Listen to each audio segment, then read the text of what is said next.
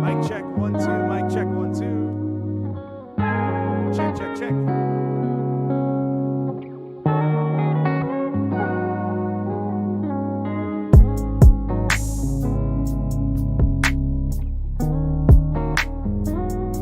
Guilty, mic check, 1, 2.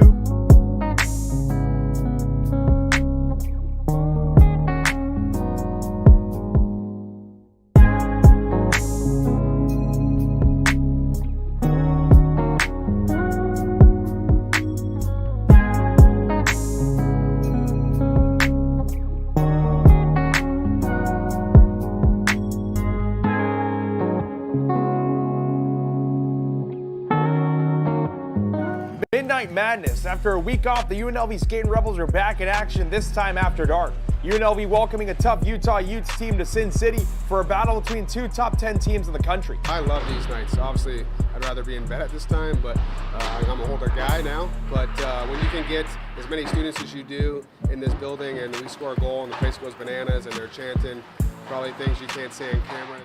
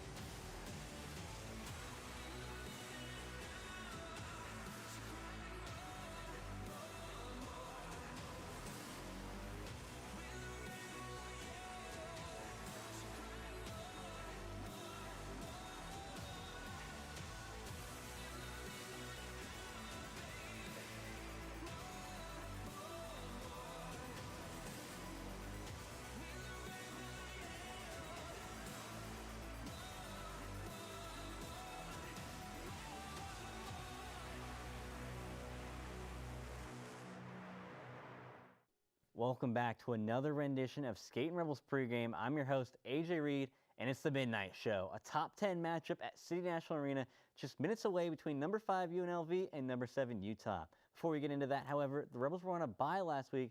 Let's get a quick refresher with their 2-game series versus Colorado. For more on that, here's Jack Bridges.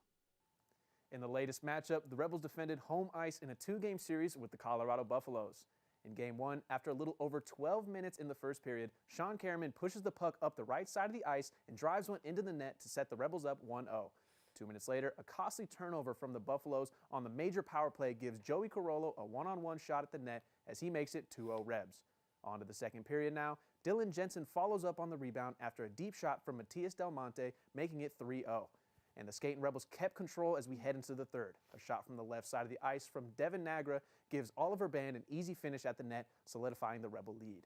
And a third rebound of the game 10 minutes later by Caleb Strong makes the game 5-0. The Buffaloes didn't go scoreless as Jacob Rosalanko sunk one with 3 minutes remaining on a Colorado power play. The Rebels would come out on top 5-1 in the first match. On to Game 2, it was all Skating Rebels. Sean Kerriman got it started early after only 3 minutes in. He dances through a few Buffalo defenders on the first goal of the night, starting us out 1-0. The rest of the first period went scoreless, but after a little over 3 minutes into the second, Cole Wyatt shoots one into the top left of the net 4 seconds into a UNLV power play. Rebs go up 2-0. 10 minutes later, some unselfish play on the fast break sets Evan Westup right in front of the net where he makes it 3-0. And less than a minute later, a Colorado turnover forced by Joey Carollo gives Preston Brodziak a shot on goal to put the Rebs up 4-0. The third period was more of the same. In the final seconds of a UNLV power play, Bradley Gallant finishes the rebound off a shot from Jackson Wyatt. A little under 13 minutes later, an aggressive drive from Del Monte sets Ronan Keenan up on the left side of the net, making it 6-0 Rebs. And to cap off the night, Preston Brodziak gets his second goal to bring it to 7-0 as the Rebels seal the second game in the home series against the Buffaloes. The Rebels have continued to dominate at City National Arena, outscoring opponents 34-1 when at home. The Rebels will have another chance to defend home ice tonight, and that's all from me. Back to you, AJ, at the desk. Now, taking a look at tonight's matchup versus Utah, let's send it over to Zoe Salas with the keys to the game. As we're coming into this doubleheader game, the Utah Utes are currently 9-1 with their last game being against the ACHA Division I Arizona State University, winning 6-1. The Utes have had a good season so far as they are currently ranked number 2 in the WCHL and were number 8 in the ACHA computer rankings last week. It's the highest rankings they've had as a program. Looking into special teams now, at the moment, Utah is standing first in the WCHL power play, converting at a blistering 62.2%. Utah has scored a goal on 23 of their 37 power play opportunities. On the other side, their penalty kill percentage is currently being at 81.3%, allowing just 6 goals on 32 opportunities. Now looking over at UNLV, they currently have a 23.9 percentage for power play scoring, 11 goals on 46 opportunities, and 79.2% for penalty kills. With how physical the Skating Rebels play, special teams will be a major factor. UNLV will need to stay out of the box to keep the Utah power play unit off the ice. For players to look out for, we have number 24, Ethan Light, on the Utah Utes, as he is currently first in the WCHL for shorthanded goals and third for assists.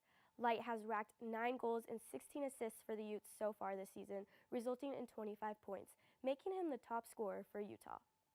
For the Skating Rebels, Bradley Gallant is someone to look out for, as he is now second on the team in points with 6 goals and 5 assists, resulting in 11 points so far. Another one to watch is Joey Carollo, who is second overall in the WCHL for shorthanded goals, even adding a 5-on-3 shorthanded goal against Oregon. Carollo has 3 goals, 6 assists, and 9 points for the season. Then there is Tristan Rand, who is still the Rebels' top scorer, standing with 7 goals and 5 assists, resulting in 12 points so far. His confidence is up, it's high right now, and that's what he needs. He's, a super skilled kid, probably with the fastest kid on our team. Sometimes his brain doesn't work as fast as his legs, and it's, just over time. It's repetitive actions, and he's getting better each and every weekend, and it shows on the score sheets every night. That's all I have for keys of the game. Let's bring it back over to you, AJ. Thank you for that, Zoe and Jack. I'm really looking forward to this special teams matchup, specifically between Ethan Light, who leads the Utes in shorthanded goals, and Joey Carollo, who leads UNLV with shorthanded goals. Now, getting into the rest of the ACHA with the computer rankings fresh off the press, let's take a look at some of the shakeups in the top 25. Jamestown and Minot State headline at number 1 and number 2. Ohio and Adrian at 3 and 4. Representing the WCHL, UNLV comes in at 5. Utah and Oklahoma at 7 and 8. GCU and Arizona at number 14 and number 15 respectively. Arizona State and Colorado rounding it up at number 21 and number 23.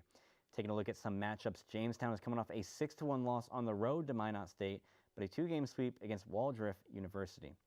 The defending national champs Adrian College took a 2-game sweep against Niagara on November 8th and 9th. They begin a 2-game series against Davenport tonight. Now, with the United States national team announced today, 2 Skating Rebels have made the roster. Goaltender Doug Wakeland, who has had an outstanding season, posting 2 shutouts so far, as well as Dylan Kuntz defending the blue line. Kuntz has posted 1 goal and 3 assists so far. Hear what they had to say about their selection to Team USA.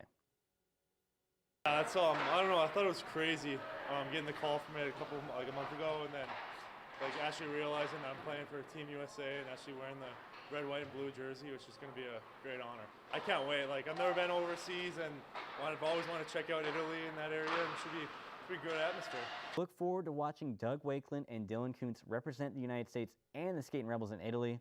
But now that's all I have for you at the pregame show. Let's send it down to the rink where the voice of UNLV hockey awaits us, Dominic Lavoie. Midnight Madness. After a week off, the UNLV Skating Rebels are back in action, this time after dark. UNLV welcoming a tough Utah Utes team to Sin City for a battle between 2 top 10 teams in the country. I love these nights. Obviously, I'd rather be in bed at this time, but I'm an older guy now. But when you can get as many students as you do in this building and we score a goal and the place goes bananas and they're chanting probably things you can't say on camera to the other team, it's a great atmosphere, and who wouldn't want to play in something like this? Utah's been here before. Looking back on Midnight Madness in 2021, UNLV got the W after dark. Will the Utes enact some revenge and pick up a win on the road against one of the most active crowds of the season? Let's find out. The number 5 ranked UNLV Skating Rebels, the number 7 ranked Utah Utes, doing battle at midnight. Let's get this party started.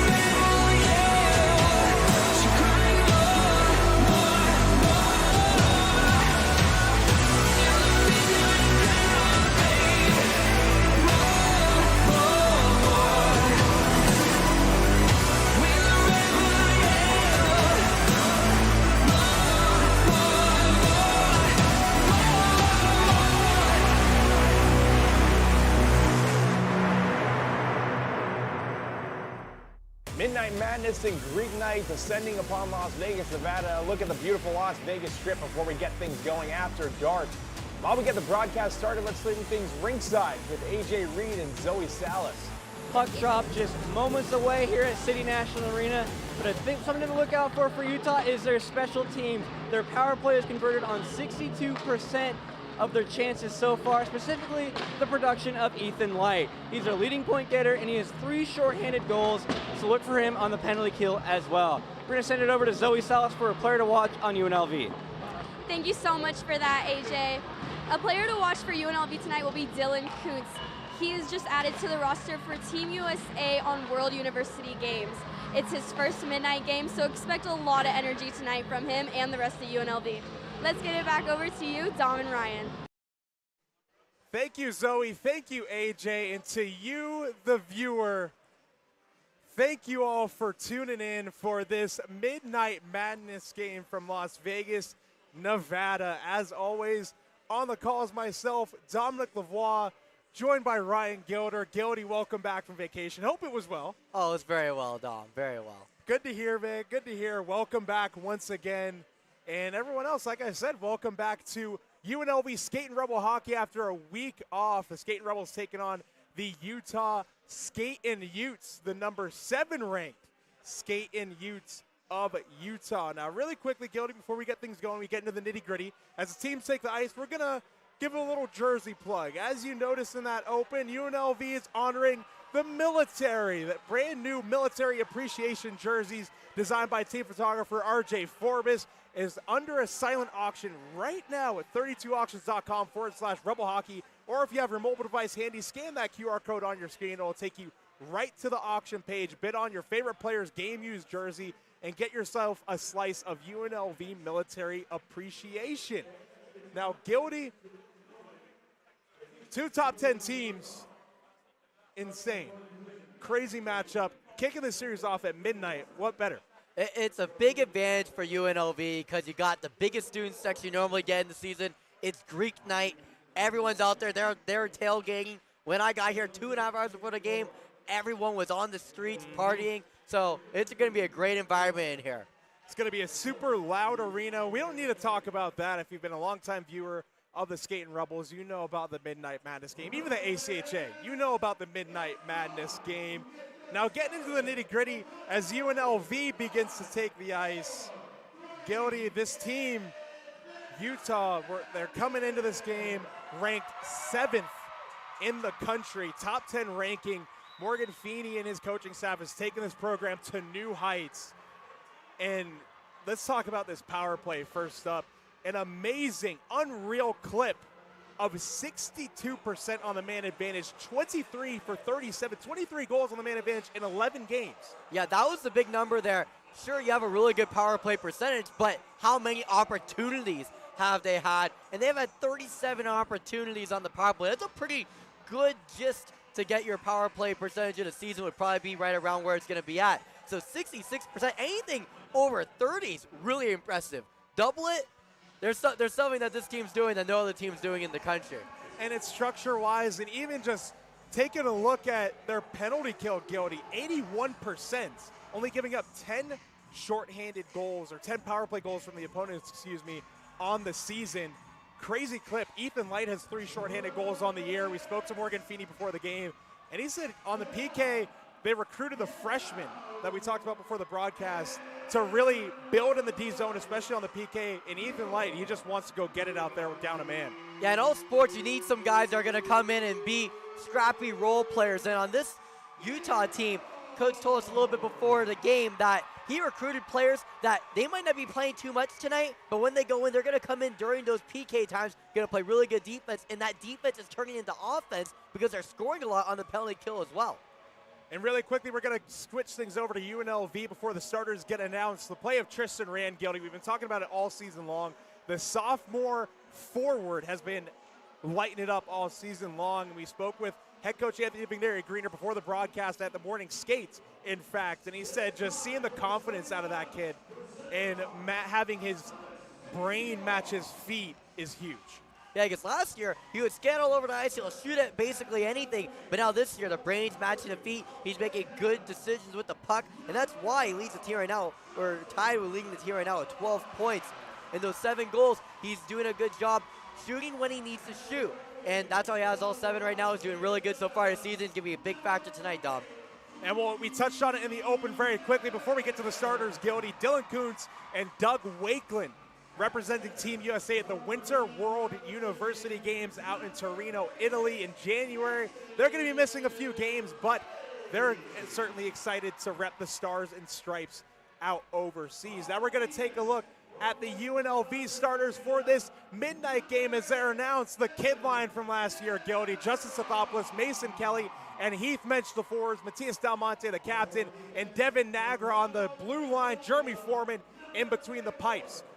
Looking at Utah, Landon Lagenbrunner, Michael Ernest, and Ethan Light, the forwards, Matthew Delaney, and Jake Laurel on the blue line, and Garrett Fuller in between the pipes for the Utah Skating Utes. Now, Gildy, we're going to take a step away, as we always do, for the national anthem, the ceremonial puck drop, and all the opening ceremonies here at Midnight Madness. Stay with us. UNLV and Utah, 2 top 10 teams, coming right up.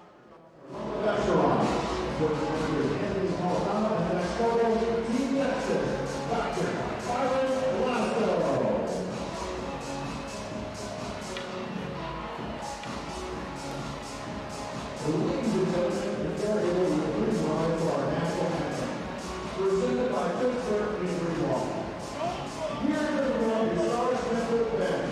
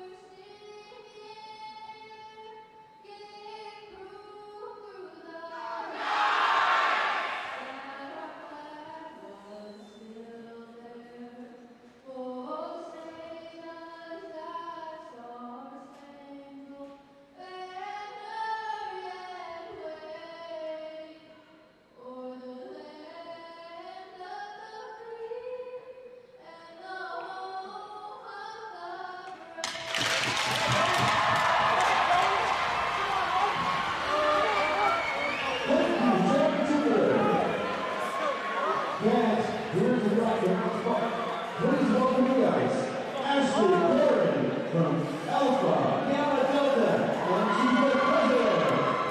Also, let's welcome Connor Knox, Phi Delta Theta President.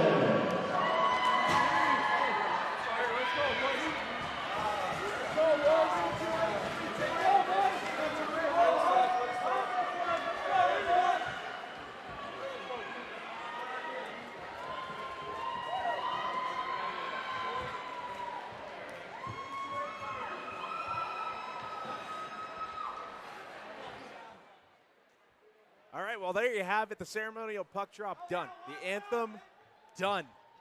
And now all we got to do is play the game. We're to Triple H. Gildy, we're going to take a quick look at the starters. Once again, we're going to start out with UNLV. Justin Sethopoulos, Mason Kelly, and Heath Mensch, the forwards. Matias Del Monte and Devin Nagra on the blue line. Jeremy Foreman is holding down the blue paint. Looking at Utah, Landon Lagenbrunner, Michael Erdis, and Ethan Light in the forwards. Matthew Delaney and Jake Lorela on the blue line. And Garrett Fuller is in the blue paint opposite Jeremy Foreman for the Utes. And once again, I mean, 2 top 10 teams, midnight start time. Just what more could you ask for? Can't ask for any better than that, Dom. And it starts the Friday slate for the East Coast. They wake up, they get hockey at 3 in the morning, and then they're going to have more ACHA hockey throughout the rest of the day. And it's funny, when talking about the game, the next game, we can't say it's tomorrow night. It's going to be later today. In about, let's do some quick math here, 12 hours till noon, 20 hours. Yes. I think. No, I think it's going to, about 20 hours, you're right. Well, we're getting set to go. Michael Erdis and Mason Kelly digging in the center circle. We're underway at about 7 past midnight here in Las Vegas, Nevada. Thank you all for joining us. As the puck floats on to Garrett Fuller early for a whistle. But the excitement level is there right now. Dom, I didn't even have my energy drink yet. None. Not yet? I'm good to go. There we go. Good to go. I feel like it's 7 o'clock right now. And these players, they're going to look like it's 7 o'clock. They're ready to go. A lot of them took naps earlier on tonight, both on the Utah and the UNLV side. There are some Utah players who ended up flying in. They came in late, took a nap, and now they're ready to go. Shot from Mensch falls right in front of Fuller, whacked on net by Kelly. No one can find it, and it's on the opposite wall and chipped out of the zone. Nagra recovers in neutral ice and sends it in and gets upended by Ethan Light at the red line. Here's Lorela. Bumped by Kelly, sends it up to center. Stick down by Del Monte, who sends it right back in. It's Matthew Delaney. Leads the way in points for the back end for the Utes. 15 points on the year, 2 goals, 13 assists. Caleb Strong flips that off the glass and out of the zone. Here's Preston Brodziak on the left wing, moving on in, feeds one to the back door, they shoot, and then they don't score. The net was kicked off by Garrett Fuller, and it looks like it went in, Gildy, but the linesman gets it from his trapper. He made that save. Wow, that's an incredible save there by Garrett Fuller. That's how you get momentum for a team. That gets you some stick taps right there. The net was definitely knocked out, and I thought that just like what you said, the puck went into the back of the net, but it didn't. A great save there by Fuller. And what a way to start off the night. A really explosive play by UNLV ends in an explosive save by Utah. Garrett Fuller making some big saves early on tonight.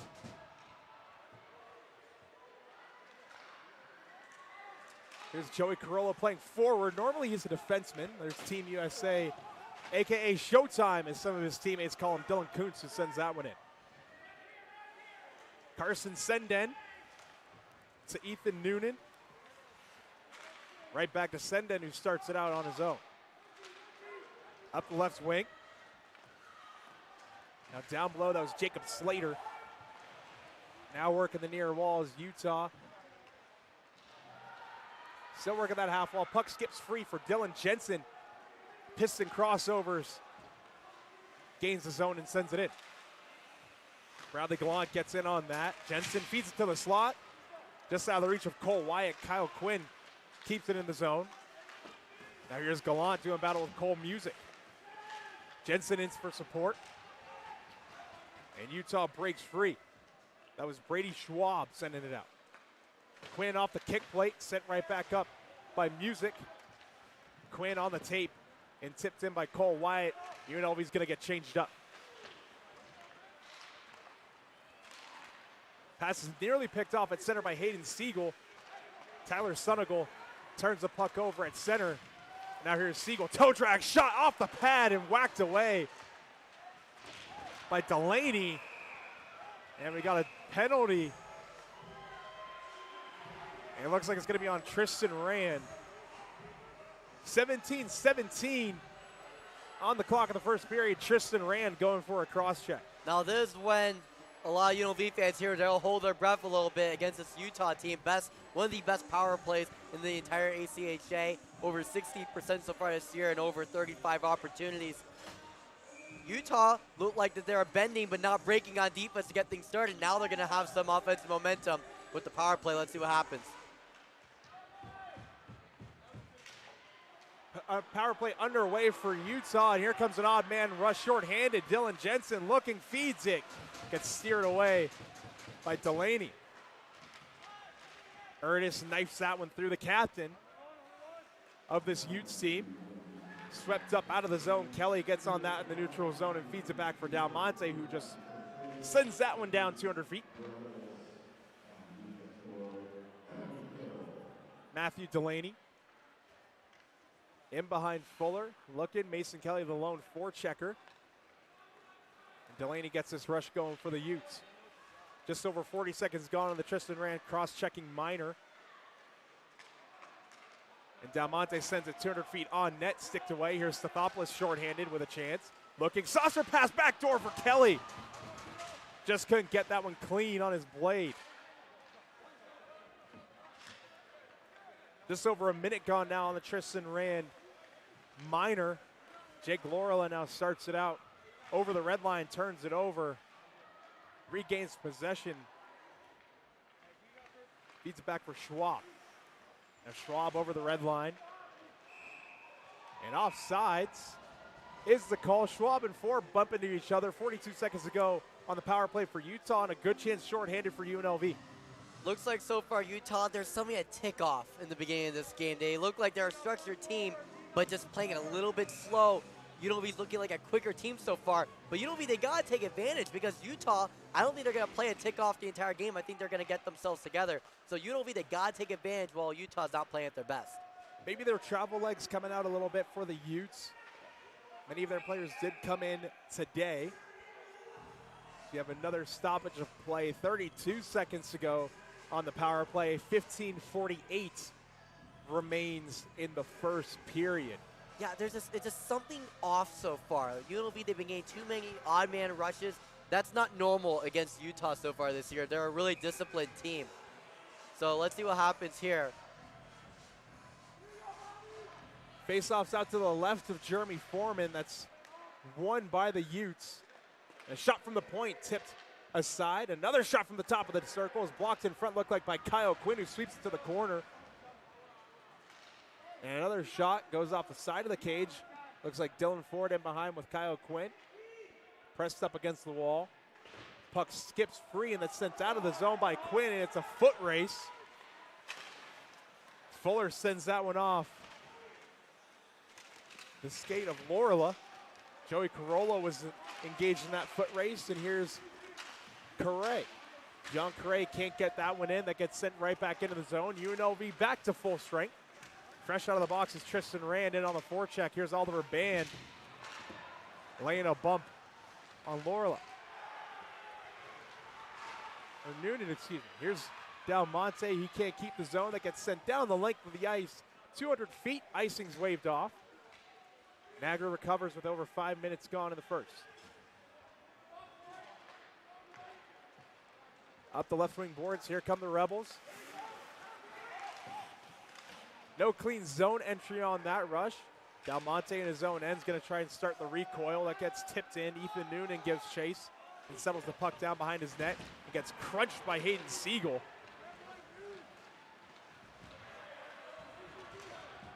That puck gets fluttered in. Niagara recovers. He reverses ice. Here's Dalmonte. Dalmonte in the slot for Band. Band in neutral ice. Can't sweep it up. Michael Ernest blocks that passing attempt. Fed to the open ice, poked away. Jackson Wyatt doing battle with Lagenbrunner, who sends it in deep.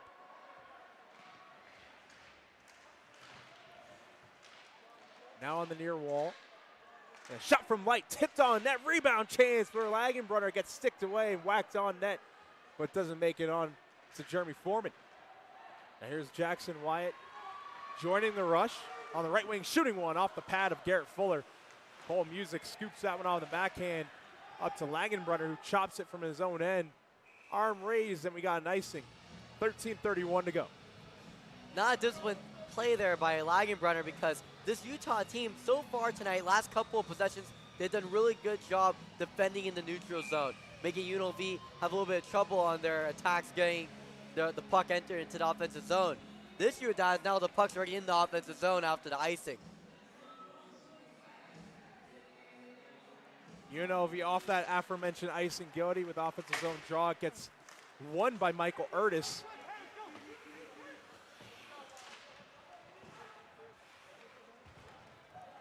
Puck skips out to the right side of the ice. Couldn't get onto a Rebel 6. Sean Karaman sends it in. Stathopoulos lays the lumber in the corner.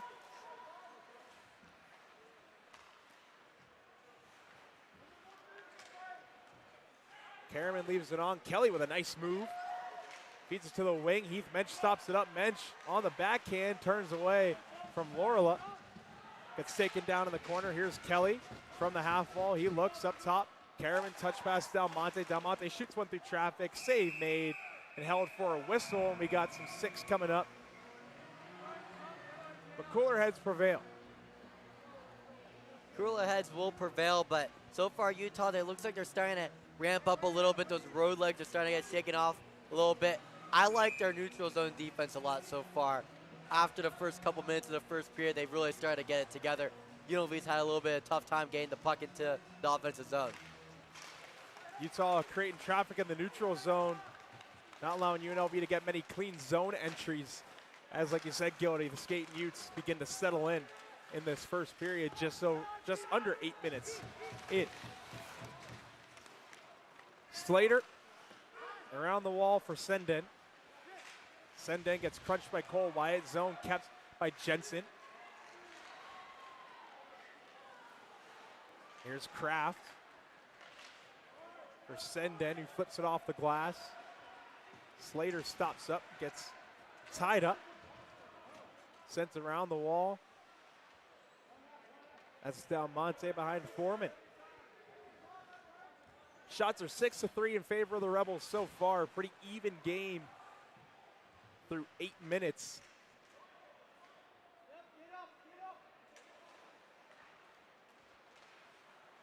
A very interesting neutral zone pattern for the Utes. It looks like it's a 1-1-3, creating a lot of pressure for UNLV. This is a rare sight as well. UNLV struggling on the breakout. They thrive, Gildy, on north-south hockey. Fast tempo, and once again there, they can't really get a clean zone entry, but here's Preston Brodziak shooting one right off the pad. One-time drive, Kuntz goes off the heel of his stick. Now Strong on the half wall up top, Jackson Wyatt. Drop pass Strong to Kuntz. Kuntz, wrist shot, pad save. Fuller. That puck gets sent into the zone by Sunigal, and Utah gets changed up.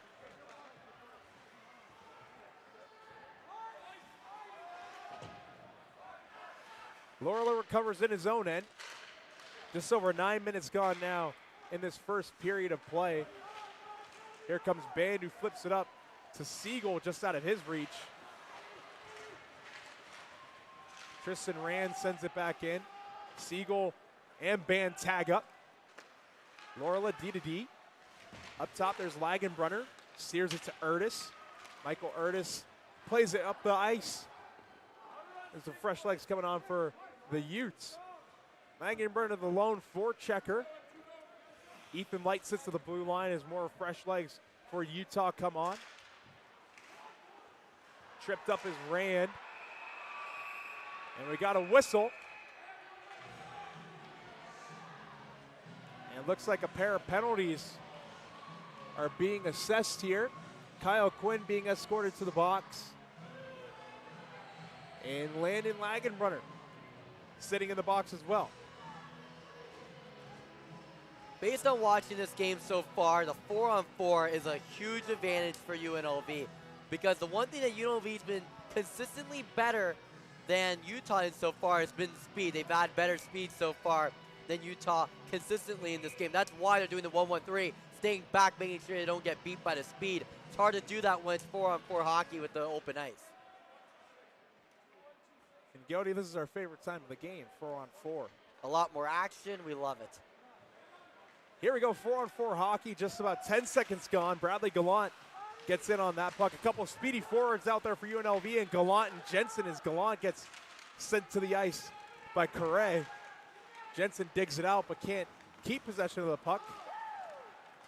Slater shakes free from Gallant, and now here he comes up the right wing. Nagra loses the puck out in tight, and he wins the puck race. That was John Correa pressuring the freshman defenseman. That could have been a nightmare situation for Jeremy Foreman. The loose puck out in front. John Correa, 4 goals, 6 assists on the year for 10 points in 11 games, nearly a point per game for the Utes. Stathopoulos can't feed Brodziak at the middle of the ice. Now here's Ethan Light, gets bumped. Erdis gets pickpocketed by Kuntz. Kuntz sweeps at it, but can't get it in clean. That puck goes into the UNLV zone, no icing. 45 seconds to go in this 4-on-4 period. Here's Jackson Wyatt. Heath Met shooting one, misses the net just wide, and Fuller finds it and holds for a whistle as that puck came careening off the end wall back towards the blue paint. Yeah, you gotta give credit still to Utah.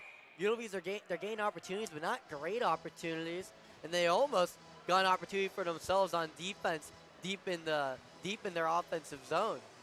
But I gotta say, Utah, I've been very impressed on how they've been able to adapt after the first couple minutes of play, because it looked like early on UNLV was getting really good opportunities. They almost scored that goal really early on. Fuller made an amazing save. That was one of the best saves I've seen in a while here. So they did a good job settling in, and I think so far, and I'm impressed on their 4-on-4 also. They've been holding it in for themselves. Definitely good. I mean, Utah, nothing to sneeze at. We talked about it in the open, talked about it in the pregame show, and even in our experience doing play-by-play for this team, Utah in our 3 seasons has always given UNLV one of the tougher games. And I think since we took over the play-by-play broadcast duties, Gody, you might be able to agree with me that this Utah iteration might be the best one in the last handful of years. It is. Normally, when UNLV plays Utah, it's all right, you'll beat them at home. On the road, it's more difficult on the Olympic ice. Now it's, this Utah team is, this team's really good this year. They're 9-1-1. They swept Arizona State. UNLV is not taking Utah lightly, even though they're at home this year. No, and this is honestly UNLV's first big test of the season outside of the Lindenwood games to kick off the year. They lost 1 game to Arizona State on the road, but that's been a trend 3 of the last 4 seasons. UNLV's dropped a game in Tempe as they're back underway after the media timeout. And that's another tough rink to play at, is Tempe as well. The Mountain America Credit Union Center, the practice rink for the NCAA Division I Arizona State Sun Devils on the campus of Mullet Arena. Shot there, it's save made by Foreman. That was Matthew Delaney, ever deadly in the back end, getting arguably the first good chance for the Skating Utes so far. Yeah, we haven't mentioned Foreman so far tonight really much because he hasn't had a lot of good quality shots from Utah save. That was the best shot so far tonight by them, best opportunity by Delaney. But a better save at that moment by Yes. Foreman. 16 seconds to go on the 4-on-4 period. We're back underway. It's Nagra behind his own net. 10 seconds to go. Now here's Bradley Gallant with speed up the right wing. He cuts to the center. Gallant peels back, shakes off pressure from Ethan Light. Del Monte in his own end as time expires in the 4-on-4. Sends it up for Nagra. Lorla for Delaney, up ice. Tipped by Light. Here's Erdis. Down low. Light gives chase. Flips it off the glass. Settled down by Utes, who sends it to the slot, but settled down himself by Nagra. Glove down and touched on by Jensen. Here's Gallant on the left wing. Gallant driving the net, shooting one off the mask of Fuller, and we got a big collision at the goal mouth. Dylan Jensen comes together with Ethan Noonan, and Noonan goes down in a heap. He's back up, but a scary incident, Gildy. Noonan's head cracked off the ice, is being checked out by the athletic staff for Utah as we speak. Here's Oliver Band. Dylan Kuntz puts on a double move and maybe draws the team offsides. Band talking to the linesman, trying to figure out what exactly happened on that play. Noonan's still being checked out on the Utes bench. Yeah, it was a scary fall because it looked like he was going one way and just like he kind of slipped on his skate a little bit along with a hit and hit his head on the ice. And you heard the crack of the helmet too. Yeah. But I mean, he's shaking his head and talking, so he might be all right. We'll keep you updated as the game trudges on.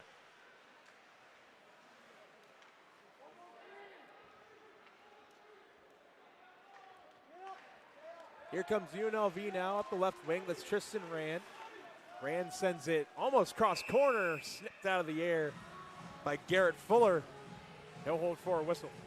Yeah, and Rand, normally you don't see him shooting it from the blue line, but there's just not a lot of open shots that have been available for UNLV, and they're just taking what they can get.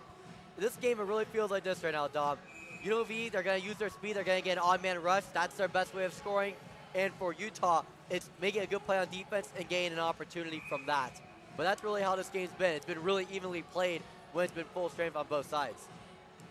And it's been fun. It's been very high tempo, high pace, not as physical, but very calculated and meticulous hockey.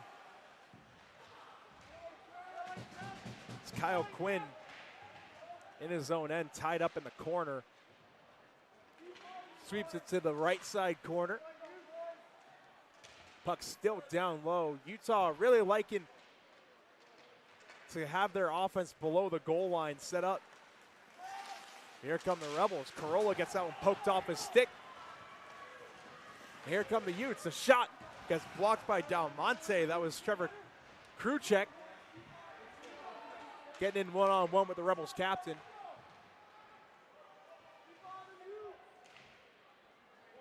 That was just over 14 minutes gone. Utah trying to set up shop in the zone once again. Bit of a traffic jam on the near wall, and we'll have a stoppage of play. 5:44 remaining.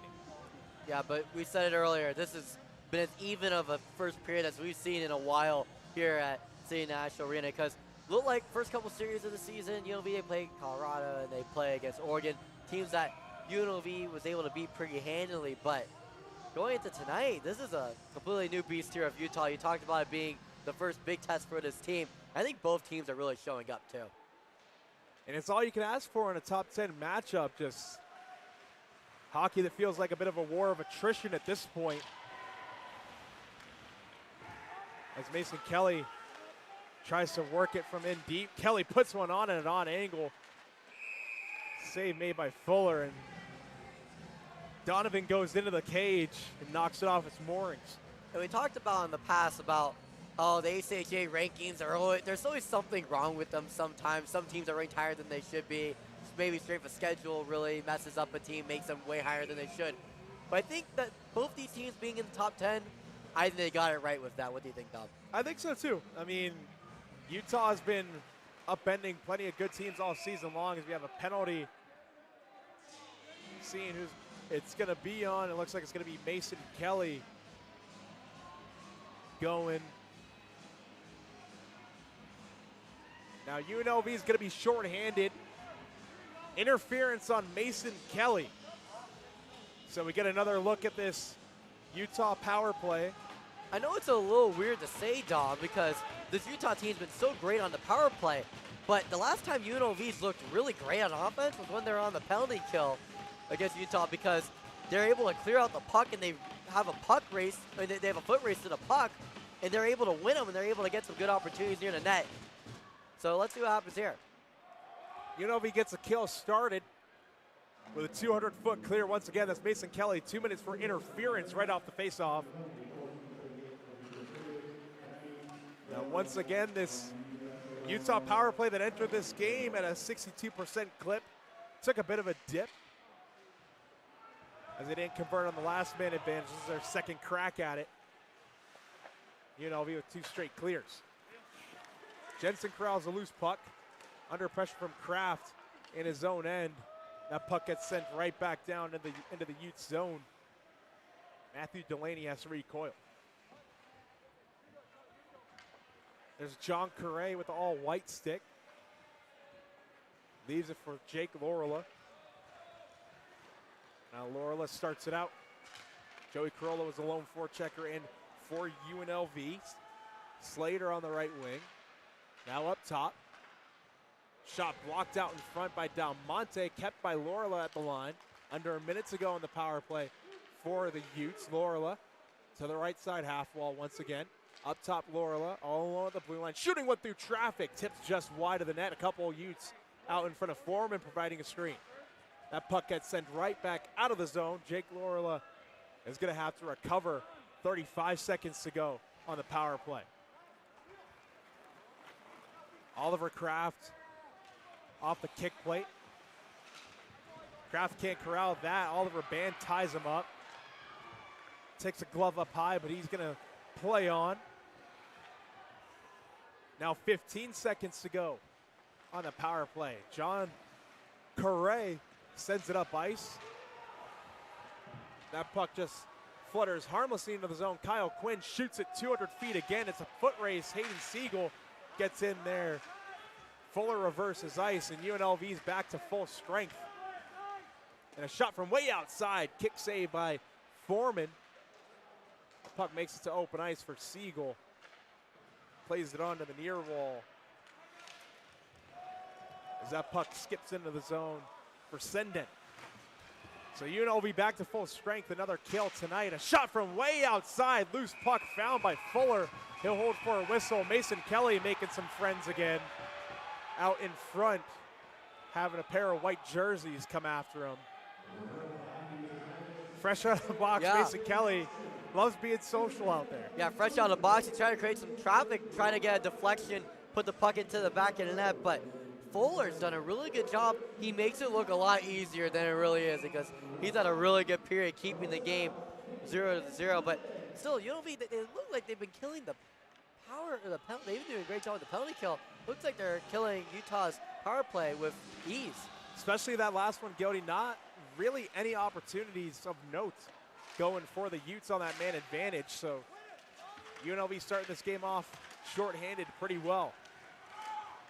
Bradley Gallant gets sent to the ice emphatically, and tempers are flaring in the corner, and Gallant and Noonan get tangled up, and they skate away.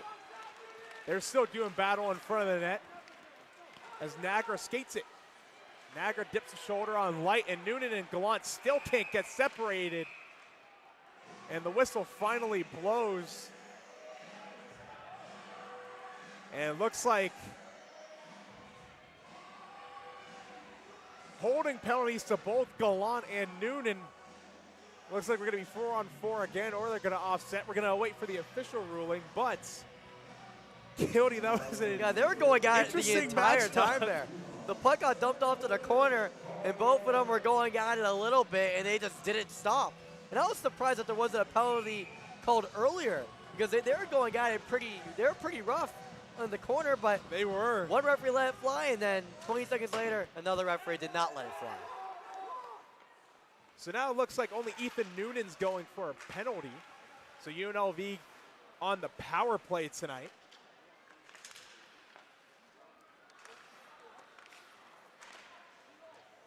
As Heath Mensch corrals. Here's Strong. Centering pass for Randy, shoots, he scores!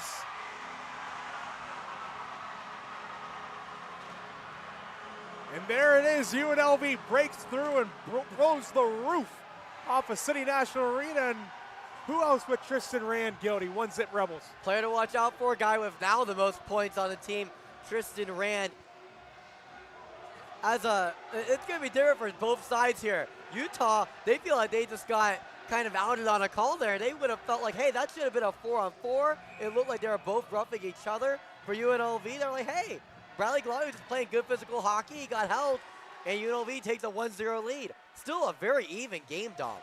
Super even, and I mean, special teams might be the key to this one tonight. Just based off of the chances that Utah has had and the chance that UNLV's had on the power play. And they break through and go up 1-0. Yeah, Utah's strength kind of seems to be their kryptonite tonight, Dom. So far tonight, once again, that was Tristan Rand breaking through. As Joey Carollo dances through traffic and puts one on, sticked away by Fuller. Here's Kyle Quinn, sends it on the corner. Brodziak can't corral it. And there's Slater. Slater gets tripped up by Carollo, who snaps his stick in two, trying to chop at the puck. And right after a power play goal, UNLV goes shorthanded. It's going to be Joey Carollo for a trip. Special teams has been all UNLV tonight. Got two really good PKs, and then when they're on the power play, they scored in about 5 seconds. So let's see if Utah's able to switch around, or is UNLV going to keep the momentum on the special teams units? We're underway now, minute 18 to go in the first period. A one-time drive up top from Light gets swallowed up by the chest of Foreman. He holds for a whistle. And going back to that scrap, Gildy, it was a pretty small one. I mean, Ethan Noonan listed at 5'6". Bradley Gallant listed at 5'7". So both pretty feisty there. Makes me look tall, Dom. You're right around there, Gildy. You're I'm there. 5'8". I'm 5'8", so Every inch counts. I would be the tall guy in that fight. And a chance in tight for Utes gets swept away. Delaney keeps his own. Light. Sent back rink wide and out of play under minutes ago in the first period. Gildy, when you play baseball, did you kind of embellish your height a little bit on the score sheet or no? Not really much on the score sheet. I mean, it helps on the batter's box. I can bend my knees a little bit. Pitcher has a shorter zone. But that's really the only advantage I really do get. A shot from the point and a one-time drive almost by Michael Utes on the rebound. Swing and a miss, strike one for the Utes captain. Under 45 seconds to go now, under a minute and a half to go on the power play. Once again, that was Carollo for tripping, and that puck gets directed way up into the protective netting. Everyone on that side of the ice putting their arms up, but sure they're disappointed that there's a giant net there. I got so confused at the beginning of the game. They have the glow-up sticks, but it blinks red and nothing. So it looks like it's a goal siren almost. So early in the game, it looked like UNLV scored because I see all the red and like the flashing red, but that was just the glow sticks. No one's really turned them off since the game started. And a shot tips just wide of the net. Foreman had to kick out fast to try and get a piece of that one. Not sure if he did. Down low, up top, shot off the pad of Foreman. Fed out in front, corralled by Preston Brodziak. And now here comes Brodziak and Gallant with under 15 seconds to go.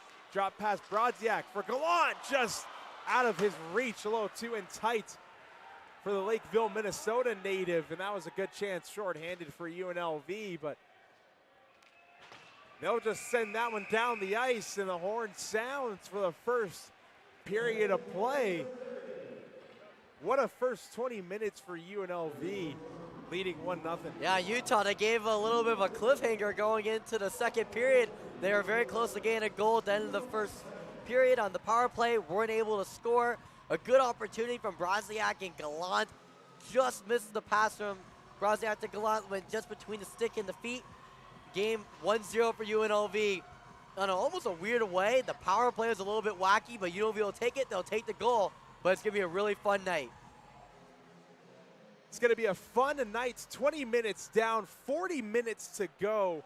First period ends about 40 minutes after midnight here in Las Vegas, so we're going to take a break. Go ahead and get yourself a cup of coffee or Red Bull, whatever you need to get you through the rest of this night.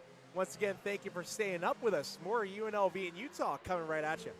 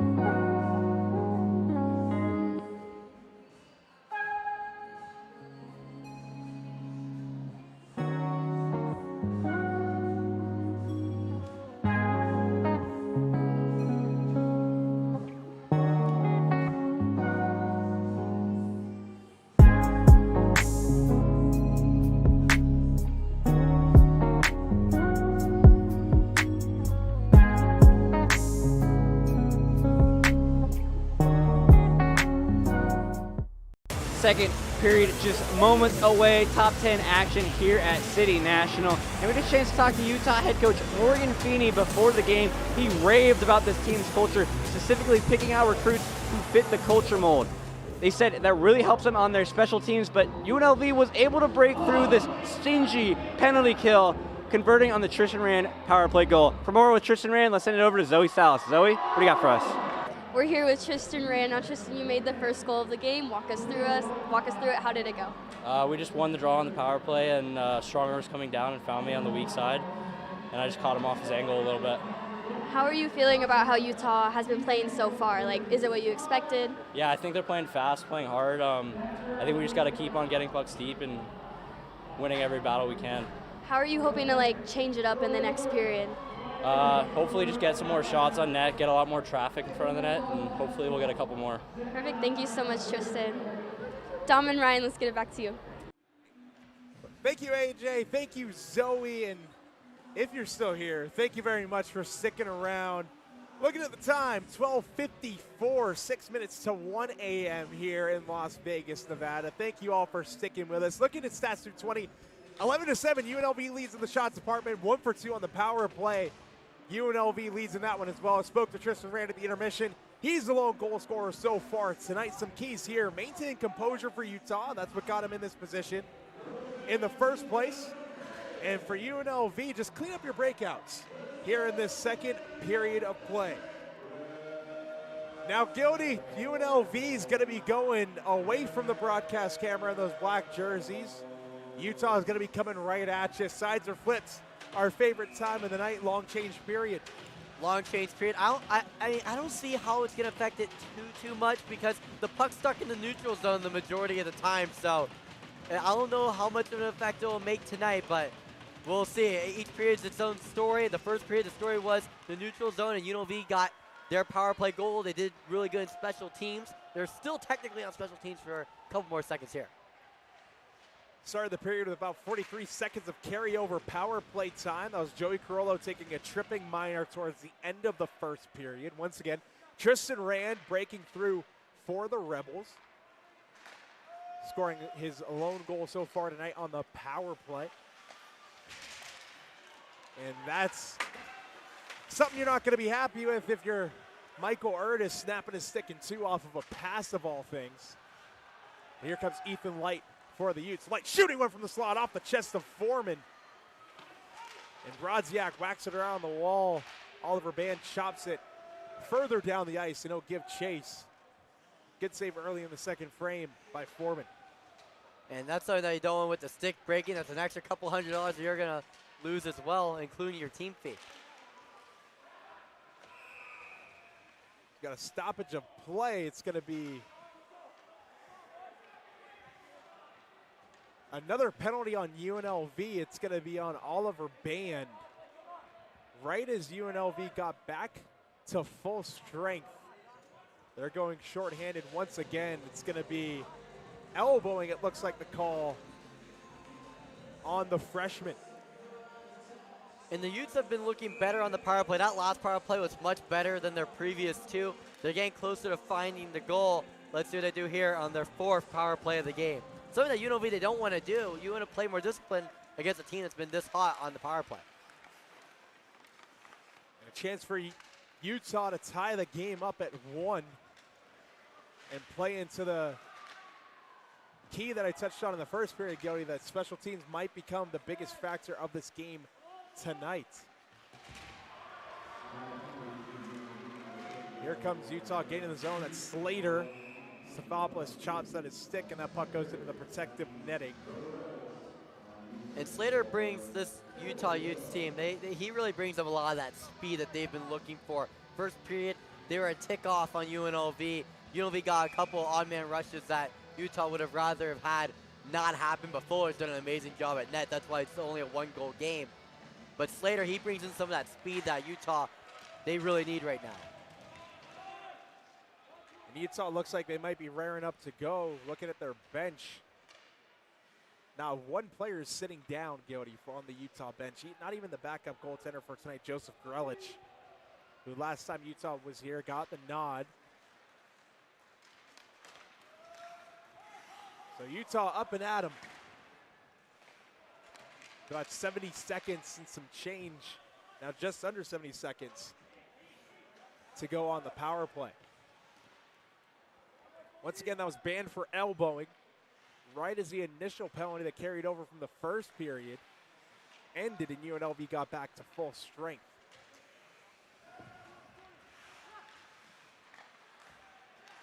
A shot from Light, tipped on net, loose puck out in front. No joy.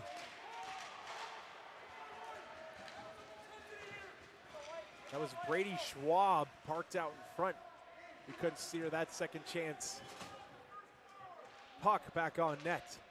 Under 30 seconds to go now. Utah still trying to go to work on the power play. Croft gets canceled out by Jensen in the neutral zone. Here's Michael Utes. Fresh piece of lumber. Gives chase. Puck swept out into the blue paint. Foreman lets it go. Delaney plays it in deep. Lagenbrunner can't center it. Lagenbrunner plays it down low now for Utes. Utes wraparound chance poked away by the stick of Foreman, and Jackson Wyatt starts it out. Back to full strength the Rebels are, and here's Wyatt on the left wing. Dip of the shoulder, tries to put it on net. No joy. Utes sweeps it up ice. Now Utah trying to recoil in their own end.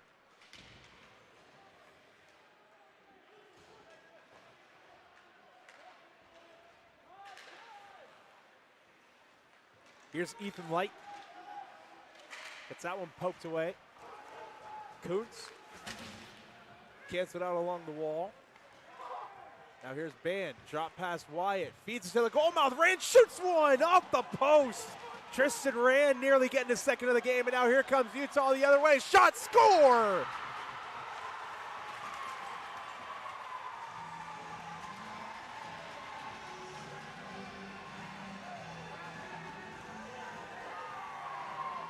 William Schneider breaks through for the Utes. His first of the season comes at an amazing time for Utah.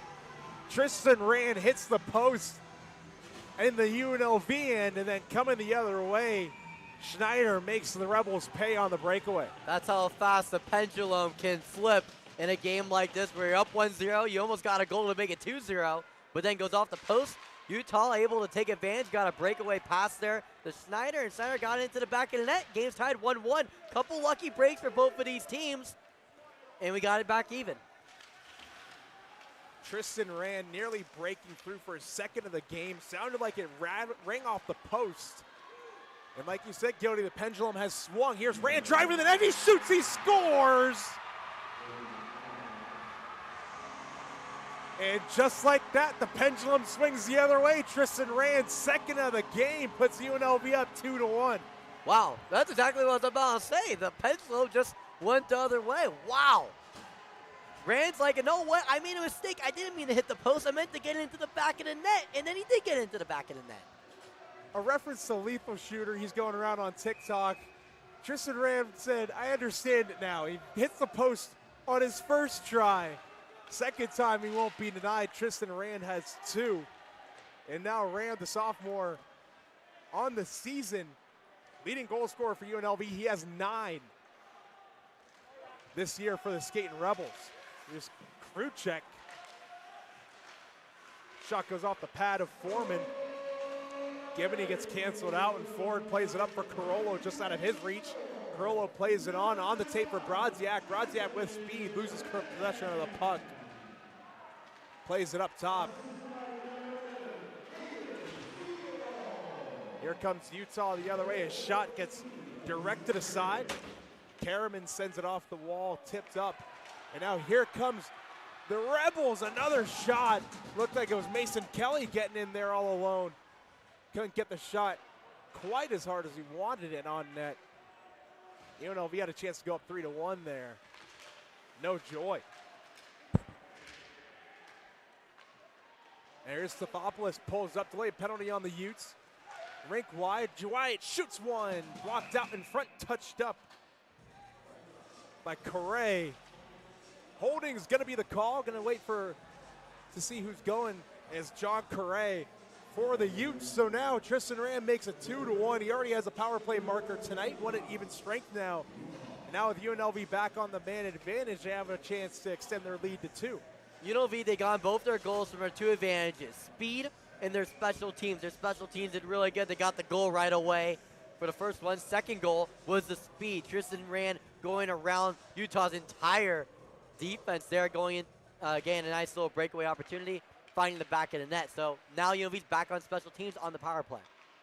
UNLV looking for their second power play goal of the night against a lethal penalty kill unit. Utah entered tonight with an 80% PK rating, 81% to be exact, 10 for 53 on the year. UNLV is looking for their second strike while up a man. Here's Dalmonte going for a skate, shooting one on the move into the chest of Fuller, and he'll hold for a whistle. Okay opportunity there. Looked like UNLV was trying to get traffic around the net. Good defense there by Utah to give Fuller a good sight there so that he was able to make the save. Not a lot of obstruction there. Not too many screens, not too many bodies out in front. Fuller, like you said, Gildy, able to see that shot all the way through to the double U in red and black on his chest. Stathopoulos gets tossed from the draw. Tristan Rand back out on the power play. He wins the face-off, played up top. Rink-wide feed. That's strong. Up top, Jackson Wyatt looking. Fed rink wide, strong. Shoots one off the blocker and into the netting. That's a good chance for Caleb Strong on the power play from the left dot. Good opportunity there by the Skating Rebels, and they just look really comfortable on special teams tonight. On power play, on penalty kill. Their special teams all around looks more comfortable than Utah. And Utah, this is probably the first time all season there where they feel a little bit uneasy on special teams. I mean, don't want to have an announcer's jinx, but. And I'm not saying that they look, I'm not saying that they are scoring, they're not scoring. I'm saying they just don't look comfortable out there. Maybe it's still the travel legs going on. UNLV goes back to work in the offensive zone on the power play. Stathopoulos lets the shot go into the chest once again of Fuller, who frees his play. And good visibility there, but still a good opportunity there for UNLV. And I know the announcer's jinx, but even if they did somehow got a penalty kill goal there, they got a PK goal. They just don't look comfortable right now on either side of the special teams right now, Utah. Here's Jackson White shooting one, stick save by Fuller. As Utah continues to try and get settled in, as you mentioned, Gildy, on special teams. Under a minute to go now on the power play for the Rebels. Now here's Rand shooting one. Looked like he missed the net just wide. Sauced up top, Mensch whacks it down, keeps it, Mensch. His rink-wide pass gets deflected up into the netting. And Heath mentioned his third game played this season, Gildy. Missed some time due to injury, but he's finally back. 30 seconds even to go, 13 minutes even to go in this second period. Gradziak gets nearly tossed from the draw. He takes a bit of a skate. Did he? I think he might have. And he did get tossed from the draw. Bradley Gallant digs in now. Puck kept in by Nagra, misplayed by Dalmonte, and now here come the Utes again, moving on in. Kick save by Foreman. Foreman looked like he had to He had some trouble getting out of the crease. Yeah, he had some trouble with that. Got a little stuck on his padding. As Jacob Slater in on yet another breakaway for Utah. Dangerous. I was about to get a lot of UNLV fans talking to me poorly on the chat about the announcer's jinx if that went in. In the last home series where you were absent, we had AJ Reed on the call. He had an announcer's jinx himself as we have another stoppage of play. Utah back to full strength. So it's very real. You know that. I know that. You have experience in radio. I have experience What I here. think it is, it's not an announcer's jinx. It's what the player's actually thinking. Like if a field goal kicker's made 50 field goals in a row and it's their 51st, it's not the announcers that's jinxing them. it's the actual player thinking in their head, I've made 50 in a row, I gotta make it 51. So I think it's the player being an announcer in their own head more than the actual commentator. That'd be a good series. What do guys think out there? Some guys shut it off as we have another stoppage of play. And that technology, Dom, it's going to come soon. You know, like the Neuralink and that type of stuff. Maybe we could see what someone's actually thinking. We'll get a live Twitter feed of somebody's thoughts. That's scary. Very scary. Very, very scary. Face off just outside the UNLV zone. Won by John Correa. Sent into the zone, Kyle Quinn. Rand. Up ice off the kick plate for Siegel, giving chase in a foot race. Icing waved off. Good hustle by Hayden Siegel up top. There's Dylan Ford, feeds it down low for Siegel. Siegel peels out, feeds it to the slot, can't get it there. Siegel shoots one, misses the net. Fuller went down on his keister there in the blue paint. He's back up. Now here come the Utes the other way. That pass looked like it was intended for Gibney. Doesn't make it there. John Correa whacks it into the zone.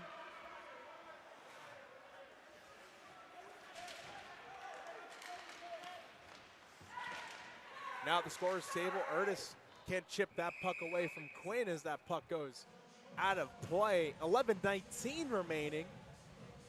UNLV leads 2-1. Tristan Rand scoring both goals tonight for the Rebels so far. Well, it is a late game, Dom, and errors happen after midnight, and it looked like there was some coffee that spilled on the table, and I hope that your computer's okay. It looks like it's all right for right now. It was my coffee, so it's fitting. It happens. But your coffee is okay. It's over here, but pretty cold now. Pretty cold. Yes, Bo a Kennedy little bit cold. coming over to give first aid to the laptop here.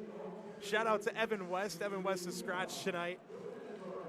Made the coffee for me pre-game. Went to the locker room and got that going. So shout out to Evan West. Yeah, but errors happen. These things do in fact happen. Murphy's Law. Puck gets sent out. Here's Michael Utes, the captain. Can't play it to the wing for Lagenbrunner. That gets poked away by Jackson Wyatt. Touched on by Mensch. Played right back to Mensch on the right wing by Wyatt. Played to the slot. Corralled by Kelly. Shooting one. Blocked out in front. There's Sathopoulos in the corner. Sathopoulos now. Rink-wide feed for Mensch. Mensch shoots one short side off the side of the post, it looks like. Second to post tonight for the Skating Rebels. And here's Kelly from out below the goal line, jamming one. Can't get it home. And Kelly not making as many friends that time at the goal mouth with 10.5 to go. It's really hard to make friends if you're by the goaltender the entire time. It's a tough job because you can be a really friendly person, but still somehow still get into scrums just because you're right by the goaltender. Sometimes you don't even touch the goaltender, you could get yourself into a little bit of a scrum. Much like Mason Kelly has recently. Now here's Jensen for Dalmonte. Dalmonte gets crunched hard right in front of our camera by Schwab. Two big men coming together there in front of our broadcast. Now with 10-11 to go, 22-13 of the shots. 1 second away from it, Dom. Almost 10-10, not technically an angel number, Gildy, but... Is there another 10 on the scoreboard somewhere? No. No, not quite. Is there a 10 on the local time? Come on, Jensen, get on the ice. 1:12 a.m. local here in Las Vegas. Oh, he is on the ice. There was a triple 10 there. There was. Sent cross corner by the aforementioned Jensen. Utah is going to start it out. Can't get that pass down Monte, and now they finally get it into the zone. There's Slater, pulls up at the dot. Slater spins away from pressure. Del Monte knocks him to a knee. Kraft comes to support. Knifed through by Gallant. Cole White steers it up. One-time drive, whistles wide of the net by Senden. Another shot from the point. Pad save by Foreman. Now here's Gallant. Gallant up top for Jensen on the tape. Jensen flips that one out of the zone. Glove down at the red line and sent back in. Del Monte stops it up. D to D for Nagra. Niagara tipped in by Jensen, no icing. Steered aside by Fuller. Stretch pass just out of the reach of Tyler Sunigal. Now here's Ford. Ford right wing for Carollo, doesn't get to his stick. Raw arm raised and plays blown dead for an icing, 9:01 remaining. Not really a lot there, Dom. Just Utah's gonna have now an opportunity in the offensive possession to get something started. Utah looking for the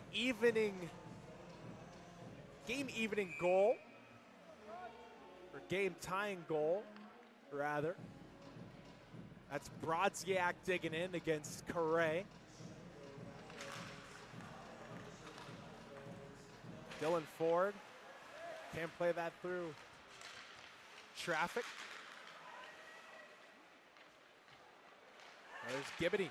Gibbony turns, shoots one, tipped up top. Centering pass from Correa on the backhand. Couldn't get to anyone in the slot in a white jersey.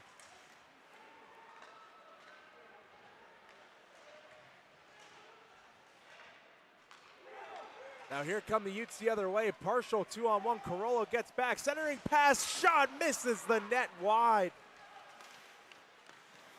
That was Matthew Delaney on the backhand joining the rush. Just missing the net.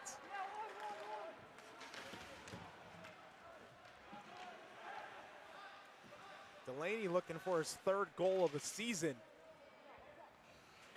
And that was a great shot there by Delaney. Just missed the net, but that definitely beat Foreman there. Looked like it whistled just wide of the net. Heath Mensch hit the side of the post earlier on in the period, so both teams coming close, and that shot goes off the stick of Foreman and into the netting. 7:48 to go. We have our media timeout of the second period. Now very quickly going over the scoring, Gildy. Tristan Rand scoring both goals for UNLV tonight, one on the power play, one at even strength. And William Schneider scoring for the Utes, his first goal of the season. Came at a big time, tied the game up at 1, and then Rand answered right back. It was a crazy sequence right there because it looked like Rand was about to get a second goal of the night, take a 2-0 lead. But then puck luck went to Utah. Schneider got himself a goal. But then right away, Rand, pretty much in the same shift, went back at it, got the goal, and then pretty much avenged his shot before to hit the post. And then nothing really much has happened since 2-1. Utah, they had a couple good opportunities. Delaney had a great quality shot, just whistled outside the net. Utah just got to keep on pushing, play good defense. You can be patient, play good defense, use that to create good offense, get possibly another breakaway like they've had earlier. And also special teams. UNLV's dominated all night in that. Utah, they got to change that narrative if they're going to have a chance to win tonight. Utah, as we mentioned countless times on this broadcast, came into this game with a phenomenal clip on the power play and the penalty kill. Neither seem to have gotten going so far tonight as we're back underway. Here's Delaney. Gets it poked away from him by Kuntz, who knifes it. Light throws himself against the wall to keep the zone. Sent up ice, here's Hayden Siegel, who plays it around Delaney. Siegel giving chase of a loose puck. Tristan Rand in for support.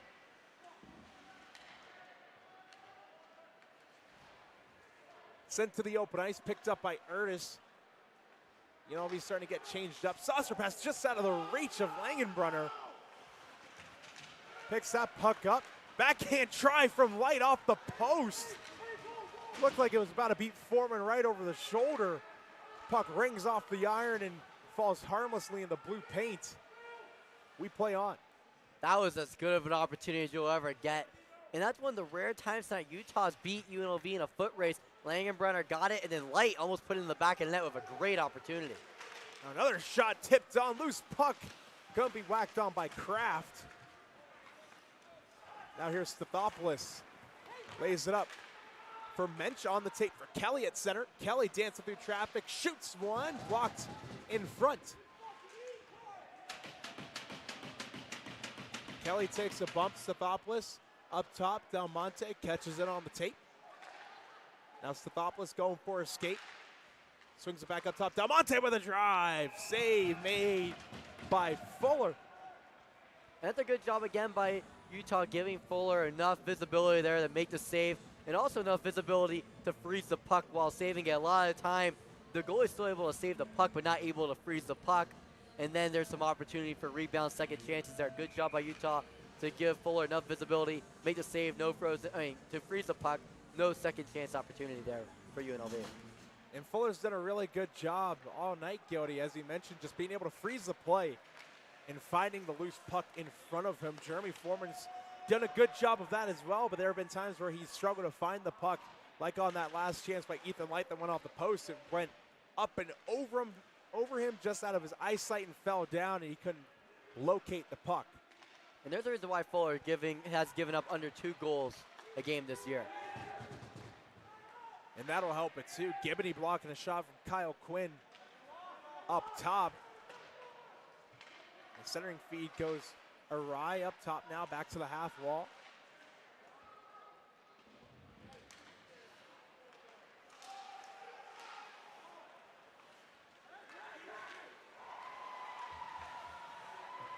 And a light collision there at center. Here's Jensen now, gains the zone, swings it out right. Fed around the wall.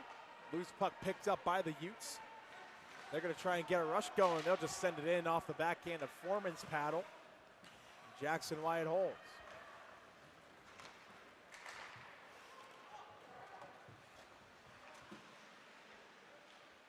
Rink wide feed. Here's Jackson. Pulls up. Under 5 to go in the second period. Heath Mensch up top, out of the reach. Kept by Stathopoulos at the top of the blue line. Now down low, Wyatt with a drive. Misses that one-timer wide. UNLV set up, trying to get a cycle going. In front, Kelly gets picked off of his stick, and now here come the Utes the other way. Canceled out at center was Jules Donovan. A shot there from Stathopoulos, kick save.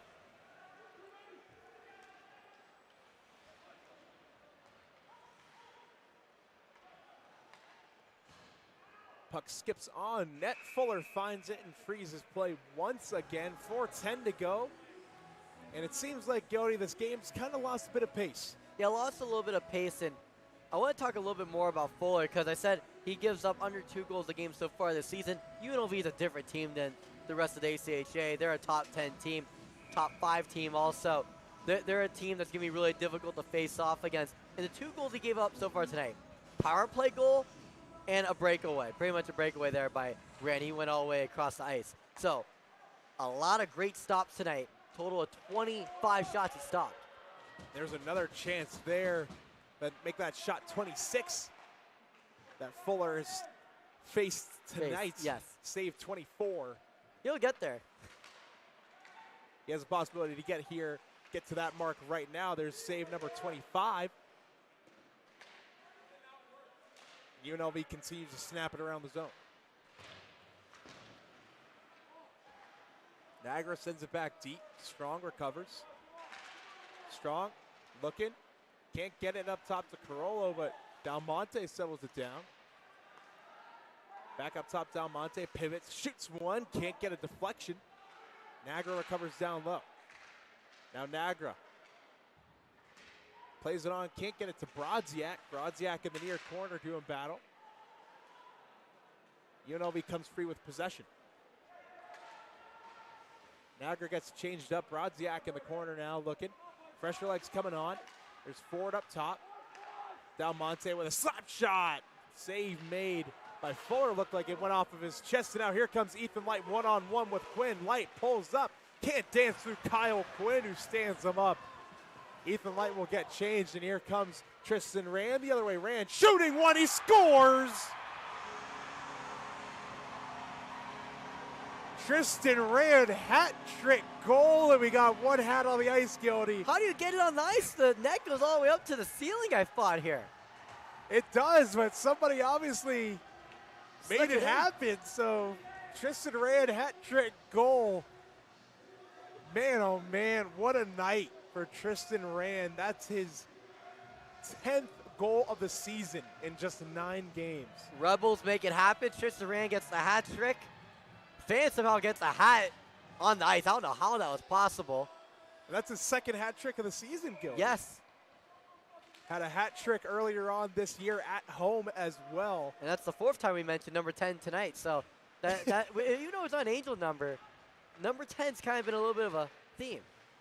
It has been a theme indeed. As UNLV with the largest lead tonight, all thanks, and a big hit right in front of the Utah bench. That was Kyle Quinn. He's a bit shaken up going to the Rebel bench. Ran with another shot, misses the net just wide. That was Oliver Kraft, who checked Quinn into the boards. He went into the dasher a bit awkwardly, albeit a late hit by Kraft. We play on regardless.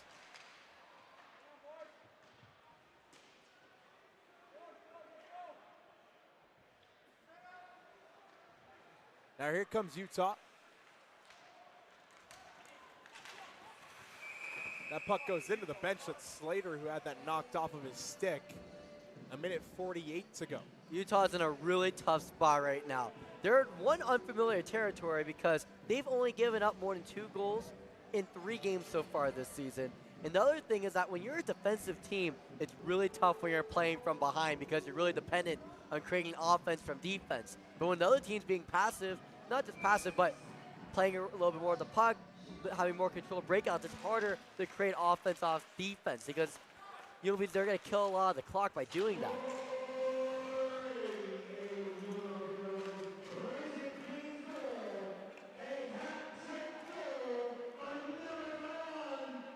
We continue to play on here. Tristan Rand announces the goal scorer here at City National Arena. Here's Jackson Wyatt up top, shooting one, fed that one for Cole Wyatt. Cole Wyatt couldn't one-tap that one on net as he gets sent to the ice by John Correa. Now the Utes come the other way. Here's Gibney. Gibney can't feed that one to the goal mouth. What a chance! In tight by Trevor Kruchek, making a diving play to tip that puck on as a pair of Rebels. It's Kuntz and Foreman go down. That's a remarkable play. That almost could have, that would have been the greatest goal I've seen here at CNA if that went in. The dive, the one-handed dive, trying to extend and get the puck in the back of the net. That's how bad this Utah team wants it because we talked about this being the biggest test for UNLV. That's also the biggest test for Utah. UNLV's continuously beat them here at City National Arena. In Utah, they want to make a statement tonight. Foreman makes another save. Senegal and Wyatt have a slight disagreement. And Gil, you're right. Utah has not won at City National Arena for the last 4 seasons. 2021, UNLV picked up the win, as we mentioned, in the Open and Midnight Madness. And then that following game, Jason DeMizio scored the game-winning goal in overtime. It was a fun addition to last season, going into the game, going Jason's back. I was like, sweet, I was playing golf with him last week. Jason DeMizio has since moved on from the program. It was a lot of fun. He had the advertisements. He was all over my TikTok. The Atomic Golf, yep. Devin Nagra takes over his old number of 8. Tristan Rand took over his original number of 21. Once again, Rand with all 3 goals for the Skating Rebels tonight.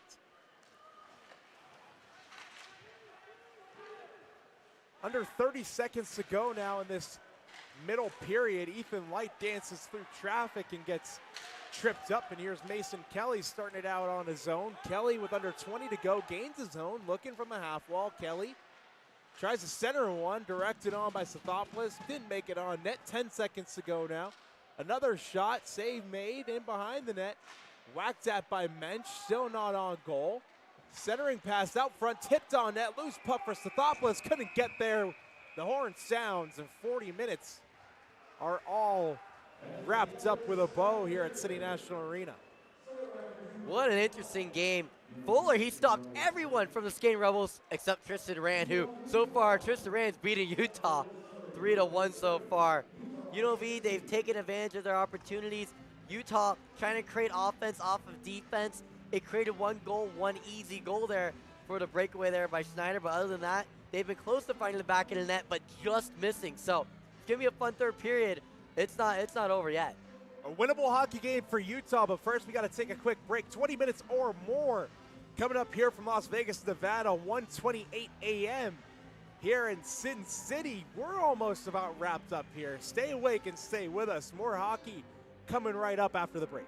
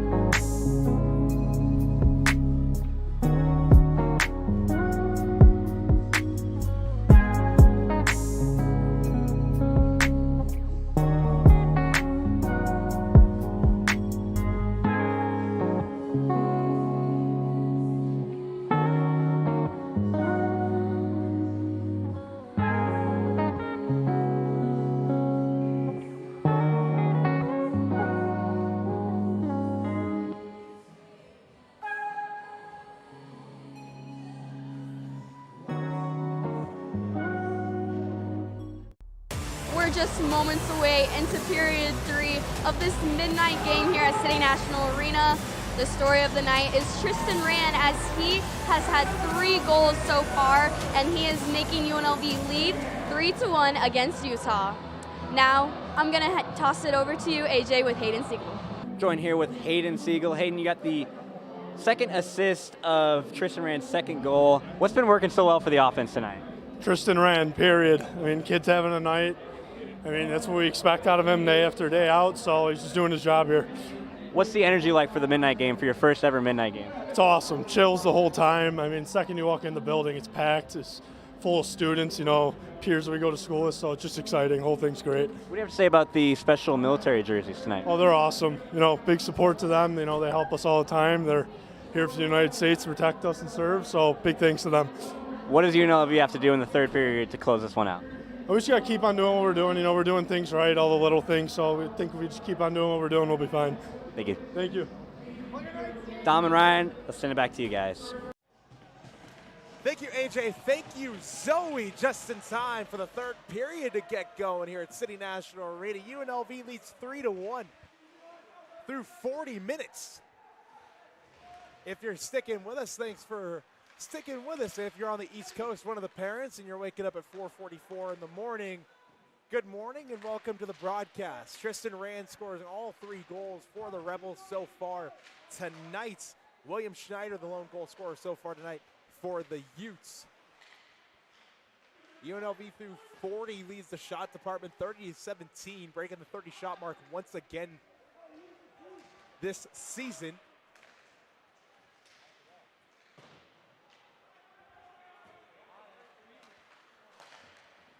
Now up ice, here's Mensch. Heath Mensch looking, tries to feed it on for Sathopoulos, couldn't get there. Justice Sathopoulos can't play it through traffic. Matthew Delaney blocks that one.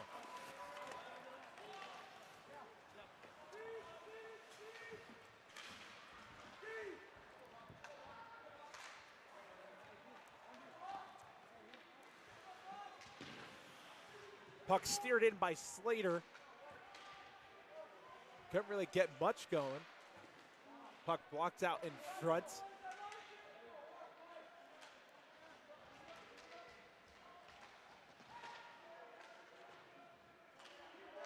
And Utah getting some zone time early in the opening 90 seconds of this third period.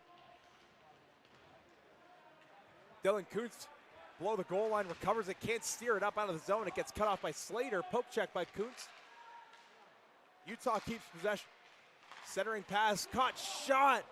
Missing the net wide. That was Brady Schwab with a prime chance. Parked in the slot with some time and space. Kuntz flips that one out of the zone. Arm raised on the linesman, on net though for Fuller, who steers that one aside.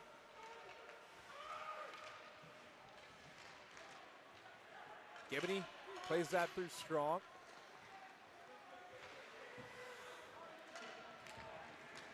Rodziak engaged in a puck battle with Gibney. Gibney wins that one with time.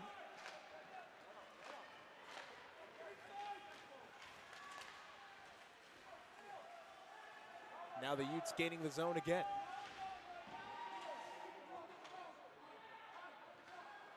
Up ice and settled down in his own end. That's Cole Bisson. The puck goes out of play, 17-17 to go. We got our first whistle in some time.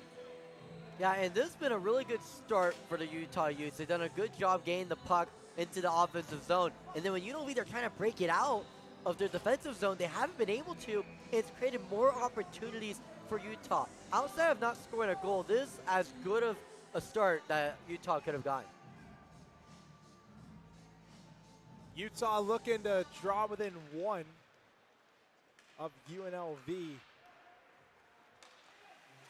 early in this third period. Game still not over. Plays blown dead for a hand pass. 17:09 to go. And when UNLV, they're struggling to break out the puck, they have one thing that does supersede Utah's structure, and that is their speed. So you're going to see a couple times they're going to try to dump the puck to the other side and try to beat out that icing or just have it soft enough so it's not an icing. and trying to make it a foot race, and that's a good way to clear out the puck. Icings, as many know, tire out your players. Ram with another shot on net. Fuller finds it after making a standing shoulder save. Rand looking for a whistle, or his fourth goal, not a whistle. Fourth goal of the game.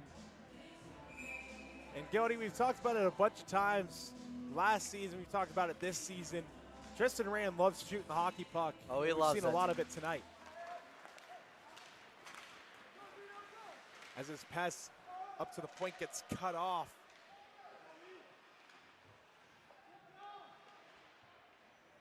Now Utah goes to work. Out of the zone, there's Larilla.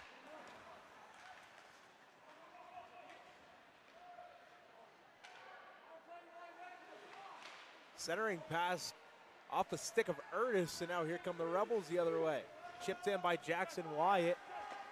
Fuller stops it in behind his own net, plays it to the open ice.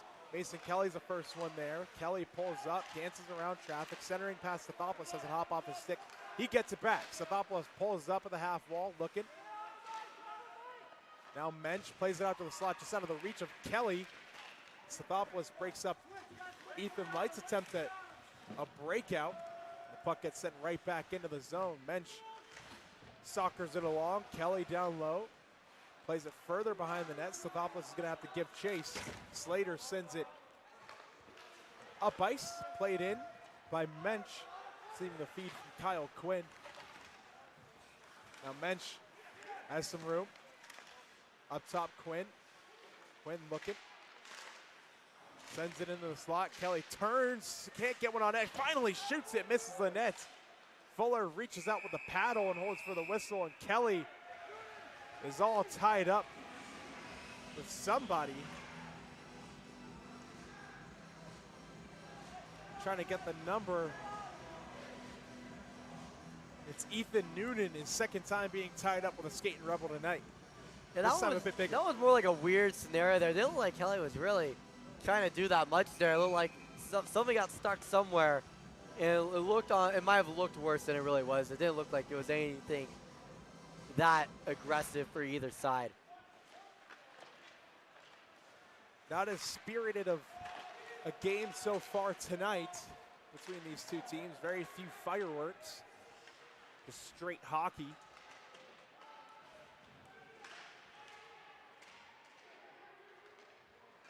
Now here's Bradley Gallant. Cole Wyatt sends it off the linesman. Gallant recovers the puck, shoots one. Blocker save made. Niagara at the point, settles it down, sends it back into the zone. Hops over the stick of Gallant, and out of play. Niagara quick to point out that it went into the Utah bench. And now Utah, this is not kind of what they want. They want the puck closer to their offensive zone and to control the puck over there. Even though a hockey rink is pretty small, you can still control where the puck is, and wherever the puck is normally benefits whoever's on the offensive zone. Right now it's on UNLV's offensive zone, and Utah's had some trouble breaking out the puck. Back on her way, a drive from the point, misses wide. Brodziak feeds on. Whistles just wide. Here's Jackson Wyatt. Skates it into the slot. Jackson Wyatt, backhand try, rebound chance for Carollo. Gets stuffed at the goal mouth. Pair of good chances for UNLV there. Here's Brodziak. Gets canceled out by Delaney. Puck loose out behind. That's Noonan, or Lorla, excuse me. Played up by stick lift on the back check, looked like by Jackson Wyatt on Givney near Strong. Center, Strong takes another pass, shot, shoulder save by Fuller. Good pitch and catch by Strong and Brodziak. Here's Quinn, D2D forward. Forward snapshot, tipped on net, just wide. Strong gets tripped up by Fuller. Roll play on. Jules Donovan gets the loose puck and plays it up for Gibney, who gains the red. Center to Donovan. Drop pass gets poked away, but sent right back into the zone. Foreman has to come out and stop it up. Yeah, but Fuller, he got away with one. Looked like got away with a tripping in that last possession. Fuller got the big goal paddle out. Strong got tied up and took a spill. but still no penalty as we've played on. Now here comes UNLV right at you. That's Hayden Siegel with speed on the left wing. Siegel driving the net, shooting one, shoulder save by Fuller. Now that speed right there is what UNLV, that's the deciding factor of UNLV versus Utah. The special teams and the speed. Using the speed, you're able to convert, you're able to change where the puck is, and also you get those breakaway opportunities. You're able to find the back of net. That's what Rand did for his second goal of the night, is using his speed to get to the crease, and that's how he's able to get it in. Hayden Siegel showing off the speed there, much like Tristan Rand. He's out there on the ice now for UNLV. There's Siegel again, driving the net, can't deke to the slot. Cole Music breaks that play up.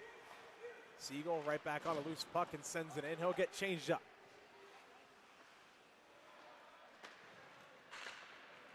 Here's Lagenbrunner to the center. That's light, gets poked away. Rand gets that one poked away. He chops it up ice, and now here's Mason Kelly on the left wing. Kelly driving the net, dips the shoulder, puts one on. Save me. There's Stathopoulos up top. There's Kuntz shooting one off the skate of Kelly. He finds it in the corner. Up top, Kuntz.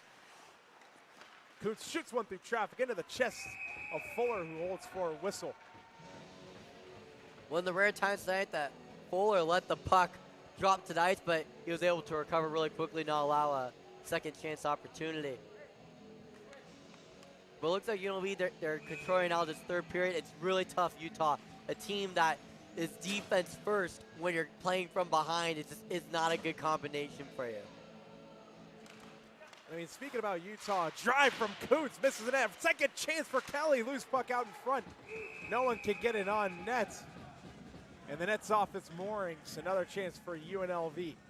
That net has come off a lot tonight, Dom. Just I don't on know this side, too. Yeah, just on this side. I don't know. Is there something up with the morning? I don't know. Well, maybe whoever set the nets didn't get the pegs in deep enough.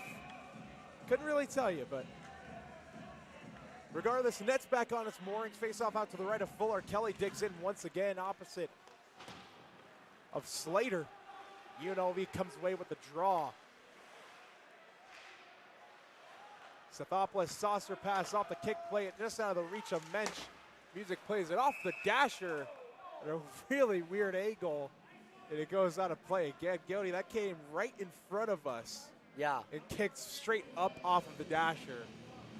Yeah, I just want to make sure it didn't hit Rolando, you know, because Rolando Guerrero, our camera guy, is a warrior up there. No helmet, no cage, no nothing. He's just braving the elements known as the cold and the hockey pucks. He even just has his polo on. I remember when you yeah, just wearing a polo. I don't know, he's not freezing cold out there, but you got to have some guts to do the camera job because you're exposed to the puck. No helmet, no nothing. And we've offered, full disclosure, we've offered. He's turned down our offers. As here's UNLV, Gallant to Quinn. Quinn spins to the open ice, but it gets directed out of the zone, and now here comes Slater. One-on-one, pulls up. He's got some fresh troops coming. To the half wall, just out of the reach of Delaney. And here's Gallant on the right wing who pulls up. Centering pass just off the stick of Cole Wyatt. Goes off a skate. Wyatt Corrales shooting one. Glove save made. Fuller flash in the leather. Outside of Tristan Rand, Fuller's done a really good job shutting down the Skane Rebels tonight. Another really good glove save. Fuller's been remarkable tonight, Gildy, making many saves just like that one all night long. Despite what the score sheet says or what the scoreboard says, he's looks good. As there's our angel number, Gildy, 11-11, make a wish. Still thinking of it. Well, now it's too late. You can't tell anybody or it won't come true. Brodziak corrals it, but loses possession of the puck. That gets directed in. Here's Gibney.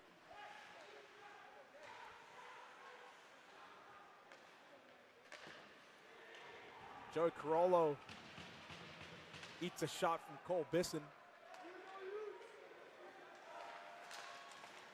And now here comes Strong, moving on in, shooting one, he scores!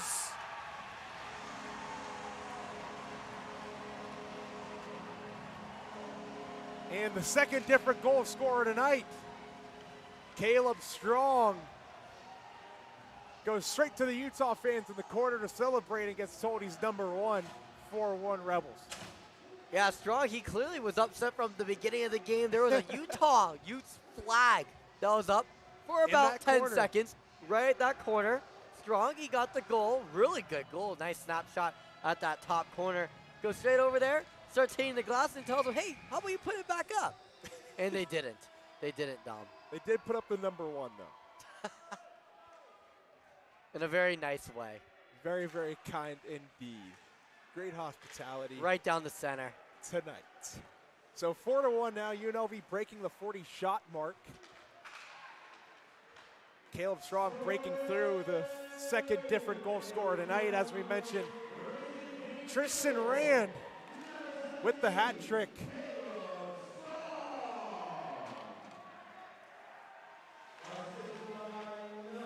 Oliver Band takes a stick up high. No call. And Band gets hit in the face, or the cage rather, with the puck. A bit of a rough 15 seconds for the freshman. He's playing on no worse for wear. Big collision. Sathopoulos in Senegal as Rand drives the net and puts one off the pad. Rand looking for his fourth of the game. Now here's Sathopoulos, pulls up at the blue line and sends it in. Just over halfway done with the third.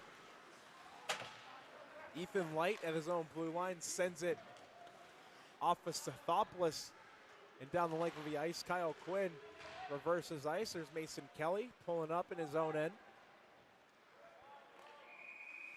And we got a stoppage of play with 9:14 remaining. And right now, UNLV's in the position, just don't beat yourself, play your game. When you're on offense, make sure don't do any passes that are too risky across the ice. You don't want anything to get tipped and create any breakaway opportunities. UNLV, they just play your game.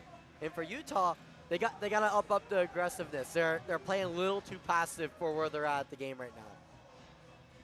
And it's a little hard to get more aggressive because they know that UNLV, they have that speed advantage, that if you're going to press up too much, they're going to get that, they're going to use their speed, they're going to get another one of those breakaways possibly by winning the foot race to the puck. And Gary, looking at this game, still winnable. It's still winnable. Crazier things have happened. It is. It just, with this Utah team, they're such a defensive first team that the big negative is that it's really hard to come back from behind. We'll see if Utah can turn up the offense and mount a comeback. UNLV in the zone now. Mensch gets pickpocketed. Ernest plays it up.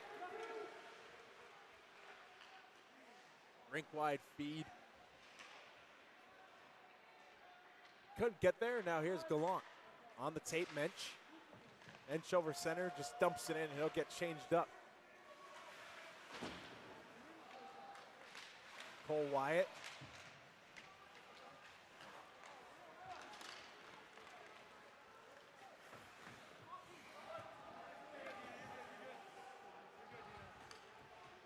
UNLV in their own end.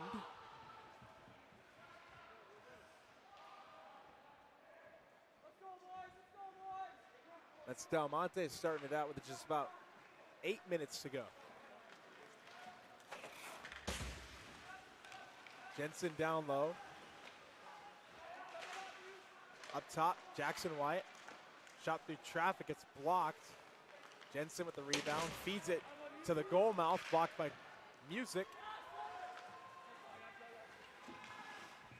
Sent down 200 feet. Icing's a call. And the official and the linesman pointing out the ones who hopped off the ice, calling them back out for the faceoff. I know it's a good telltale sign if a team's really in a game or not. Body language. Now you look at the bench, heads are down. A lot of them are sitting down. First two periods of the game and partially some of the third period, everyone's standing up. And not just standing up with their heads down, standing up excited, banging on the glass, stick taps for good saves and good plays. Now, heads are down. That's not the body language that you want in a game right now.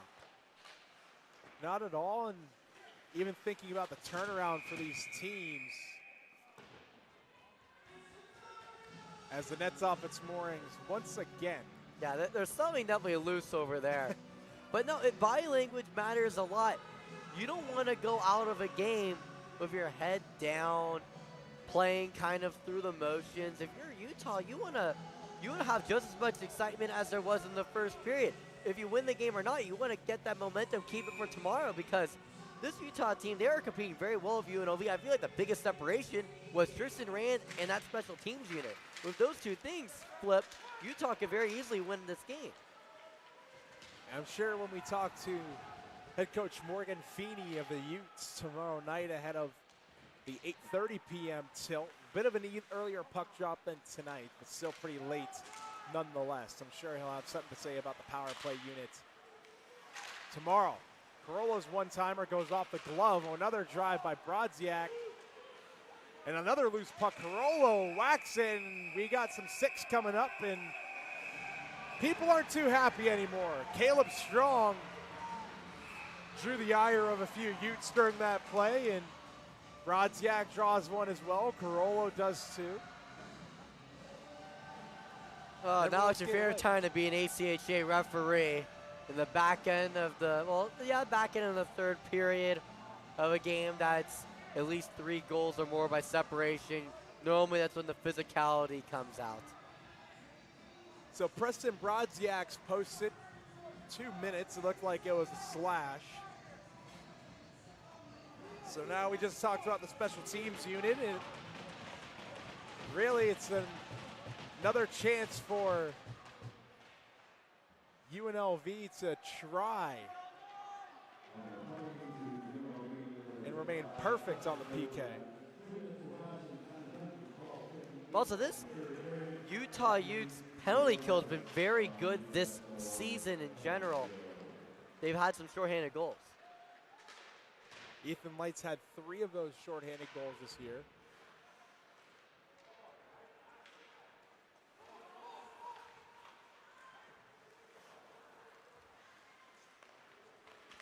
Utah continues to try and get a breakout going. They do. They finally get into the zone, in tight. Backhand chance, loose puck, and they score. But wait a minute. Waiting on a call. The official has his arms up and he waves. No goal. There's a bit of a mess out behind the net. Everyone's talking to the official behind the cage. So maybe it was the first power play goal there for Utah, but it gets taken away. Yeah, that's a big moment in the game. That would have made it a 2-goal game with over 6 minutes to go. Very doable there for Utah. And it would have given them more momentum going to tomorrow, getting that. And they are going to They're going to give it to them. So yeah, so right now we're at a 2-goal game. It's a close game now. Now the body language of Utah, they're all now standing up. They're all ready to go. We have a lot of hockey still left, and you can't be undisciplined like that. You got to make sure you stay away from the box against a team. I know that UNLV, they've done so much better tonight so far in special teams, but you can't give easy opportunities like that to Utah to get their power play back going, because now they got a goal. Now they get the momentum back. And I mean, 2 goals in 6 minutes. It's at 2 in the morning. It's very well possible. So let's see what Utah could do. Not sure exactly who scored that goal, Gildy. It was a bit of a mess. It was a mess. In front, so we'll wait on the official ruling before we give it to you.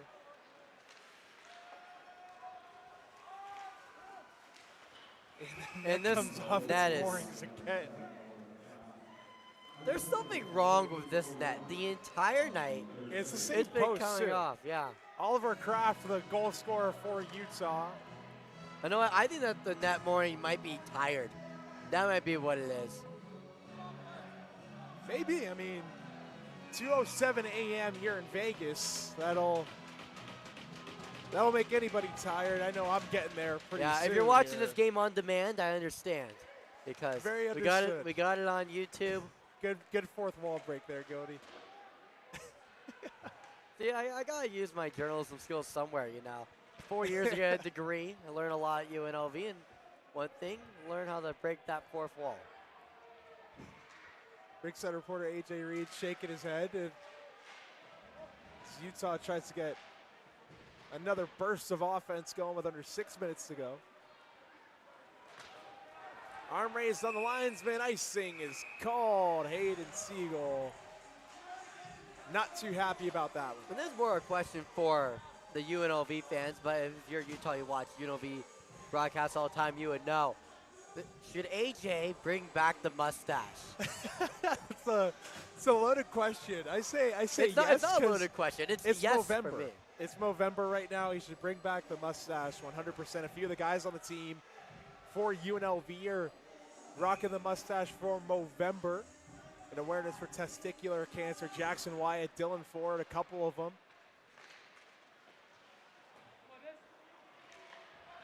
So there's a bit of an awkward fall. Hayden Siegel tied up at the point with Bisson. 5:22 to go. I don't know, Jukebox. I wouldn't play that song right now. 2-goal game with 5 minutes to go. I'm not sure what the name of this song is, but anyone here in Na Na Na Hey Hey Goodbye knows what we're talking about. That's a It's a classic. jukebox jinx right there. That's what you would call that. See what happens in the remaining 5 minutes and some change here at City National Arena. Goal scorers tonight, Tristan Rand, a hat trick. Caleb Strong scoring the fourth goal. Justice Athopoulos plays it down low. Music around for Slater. Now Schwab played back in. Tristan Rand collides hard with Kraft. 2 goal scorers there, and Tristan Rand gets called for interference. And Rand is beside himself. Yeah, that was an interesting one right there. It looked like he was just going across center of the ice, but I don't know. What do you think, Dom? That looks a bit like incidental contact. That's there. what I thought it was as well. Your smirk face, like, I think it was. I'm like, I don't think that was interference. No, I thought that was incidental. Looked like it. But we got some good 2 a.m. hockey here, Dom. With a big yawn for myself to boot. So Tristan Rand, 2 minutes for interference, 4:46 to go. Utah bench back up and alert as they kick off this man advantage. They finally broke through on the power play on their last attempt. And now they got another one. And that they do, Gilly. They have another chance to score and bring themselves within 1 in this hockey game.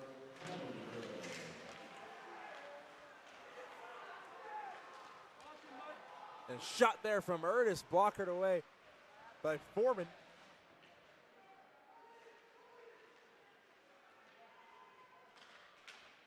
Now down low, Utah getting to work behind the cage.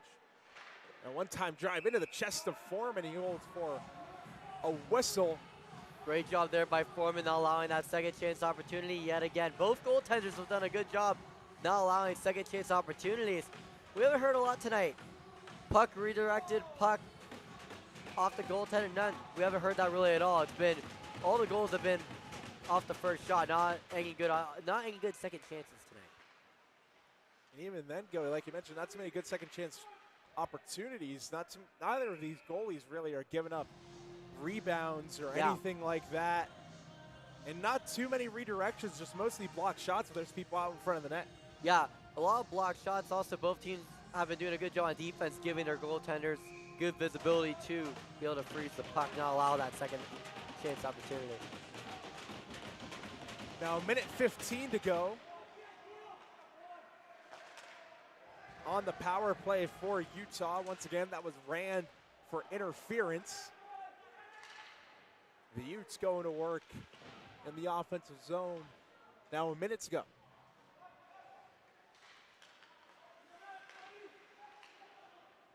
Swung rink wide, settled down. Rink wide feed again off the wall.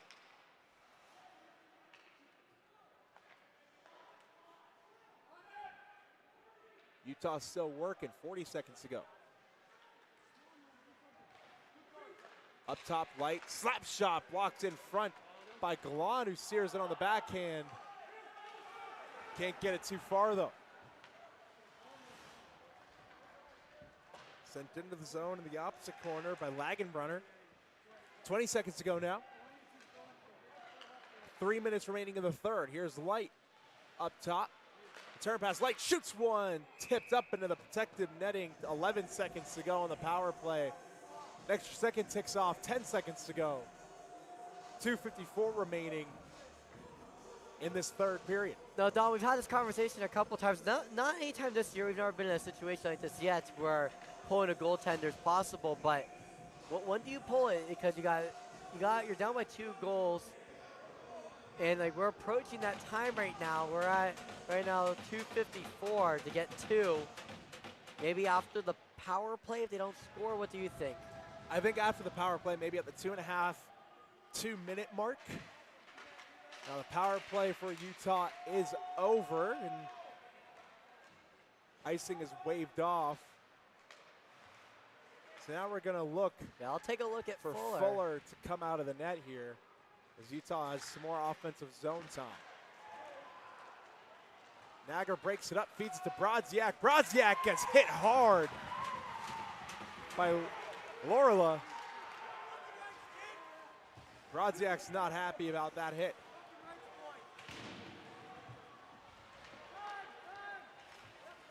Sendin. Puck's tipped in. Final 2 from City National Arena in the third. A big hit again. Kuntz gets knocked into the linesman. Utah starting to throw the body a bit more. Jules Donovan through center. Misplays the puck. The puck gets sent in. And on net for Foreman, who holds for a whistle. 1:43 left. Now, I would imagine that. And the officials talking to the UNLV bench pretty You have a better angle than me. emphatically. No, but you got to take out Fuller here. Fuller's creeping to the hash marks. I mean, I think he should be out more. If your team, you're built on the power play, you have one of the best power plays in the country, use it, get as much time as possible. Well, Fuller can't come out of the net yet. Stathopoulos sends it into the zone. Lagenbrunner. Now Lorla, under 1.5 minutes to go. Played up top. Here's Kelly to Mensch. Outside, shoots one off the glove. Lorla plays it over to Lagenbrunner. Glove down by Light on the right wing. Cuts back. Light dances outside. Gets canceled out. The puck gets sent back out of the zone for Cole Music. Now here's Utes. 1 minute to go in the third.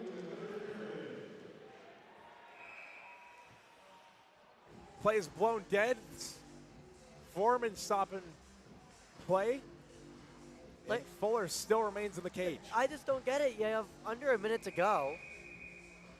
Even if UNLV wins the faceoff, that doesn't mean they're going to score automatically. If you have a 6-man on the ice, your team's built off of your power play this season. They've had one of the best power plays in the country, and they've had for the last couple minutes opportunities where they could have had an extra man on ice and just haven't been able to use it. And I tend to be more aggressive. I'm someone that thinks that, hey, if you think that you have the advantage with having the goalie out, I would pull him as quickly as possible. Like I probably would have pulled them where it was that power play at 10 seconds left to go. Because hey, you have a 6-on-4 for a couple seconds, try to get some momentum from there. Because they got the power play goal, and then that's how the bench got rejuvenated. But then they had some even ice, weren't able to do anything, and then now we have 55 seconds to go. You got yourself a timeout. It just they haven't done anything to get that momentum back. And what got the momentum to where it is right now, a couple minutes ago, was that goal that they got off the power play. But that's my 2 cents on it. And I mean, I just saw Morgan Feeney point to Fuller to stay in the net, but Fuller's at the top of the hash marks. Utah bench is alive. We're back underway with under a minute to go. The puck gets sent down the length of the ice, chasing Fuller all the way back into the cage, where he stays put for now. Laurel up top. Utes gets stopped up. Final 35 seconds. Centering pass off the stick of Brodziak. Shot misses the net wide, under a half minute to go now. One-time drive from Laurel, tipped wide in front. Tipped into the protective netting. 22.2 to go. Another Angel number for us tonight, Gildy. And Fuller's still in the net. They gotta be more aggressive. This is, I would not leave the goalie out here. What do you think, Dom? I would have pulled him a long time ago. I just want to make sure I'm not crazy for thinking maybe that. at the minute 45 mark at the latest. Especially with a team that's so good with having the extra attacker. And then UNLV, they don't get to ice. They can't just ice the puck and not get icing anymore. Like on a penalty kill, it's a disadvantage for UNLV all the way. And UNLV, as the final seconds tick off, winning yet another Midnight Madness game at home by a score of 4-2 over the Utah Utes. A game fueled by Tristan Rand and his hat trick. An electric night for the sophomore, Caleb Strong. Score on the 4th goal of the game. And Gildy, a tight turnaround for tomorrow night at 8:30 p.m. Yes, less than 24 hours till the next game. But this game was pretty simple here. Rand had a really good night. They got the insurance school from Strong, and that made the game 4-1. Once Utah was able to get that goal off the power play, they had some momentum, and they just never carried on with it. It just stayed flat. They stayed flat the rest of the game. They had an opportunity to maybe get some momentum by pulling their goaltender, and they just never did. For a team that coming into this game scored over 65% of the time when they had the man advantage. Imagine having the man advantage for about 2 minutes, 2.5 minutes, and also UNLV not being able to clear out the puck whenever they want because it would be an icing. That would have been a big advantage for Utah. You got to take risks if you're going to win on the road against a top 5 team, and Utah, they didn't take the risk, and they didn't win. We'll see if Utah takes more risks tomorrow night once again. 8:30 p.m. puck drop between these two top 10 teams in the country. 3 stars of the game, Hayden Siegel, Caleb Strong, and Tristan Rand. But that's going to be enough from us from City National Arena. Once again, UNLV taking down the Utes by a score of 4-2. At home in Midnight Madness. Game concludes at about 2:21 a.m. local time. So we'll let you all go to sleep. We'll see you all tomorrow night. Thank you all for tuning in on behalf of myself, Dominic Lavoie, Ryan Gilder, Kyle Sparrow, AJ Reed, Zoe Salas, Bo Kennedy, Rolando Guerrero, Gene Gomez, and everyone here at the UNLV hockey family. We thank you for watching, and we'll see you tomorrow night, 8:30 sharp.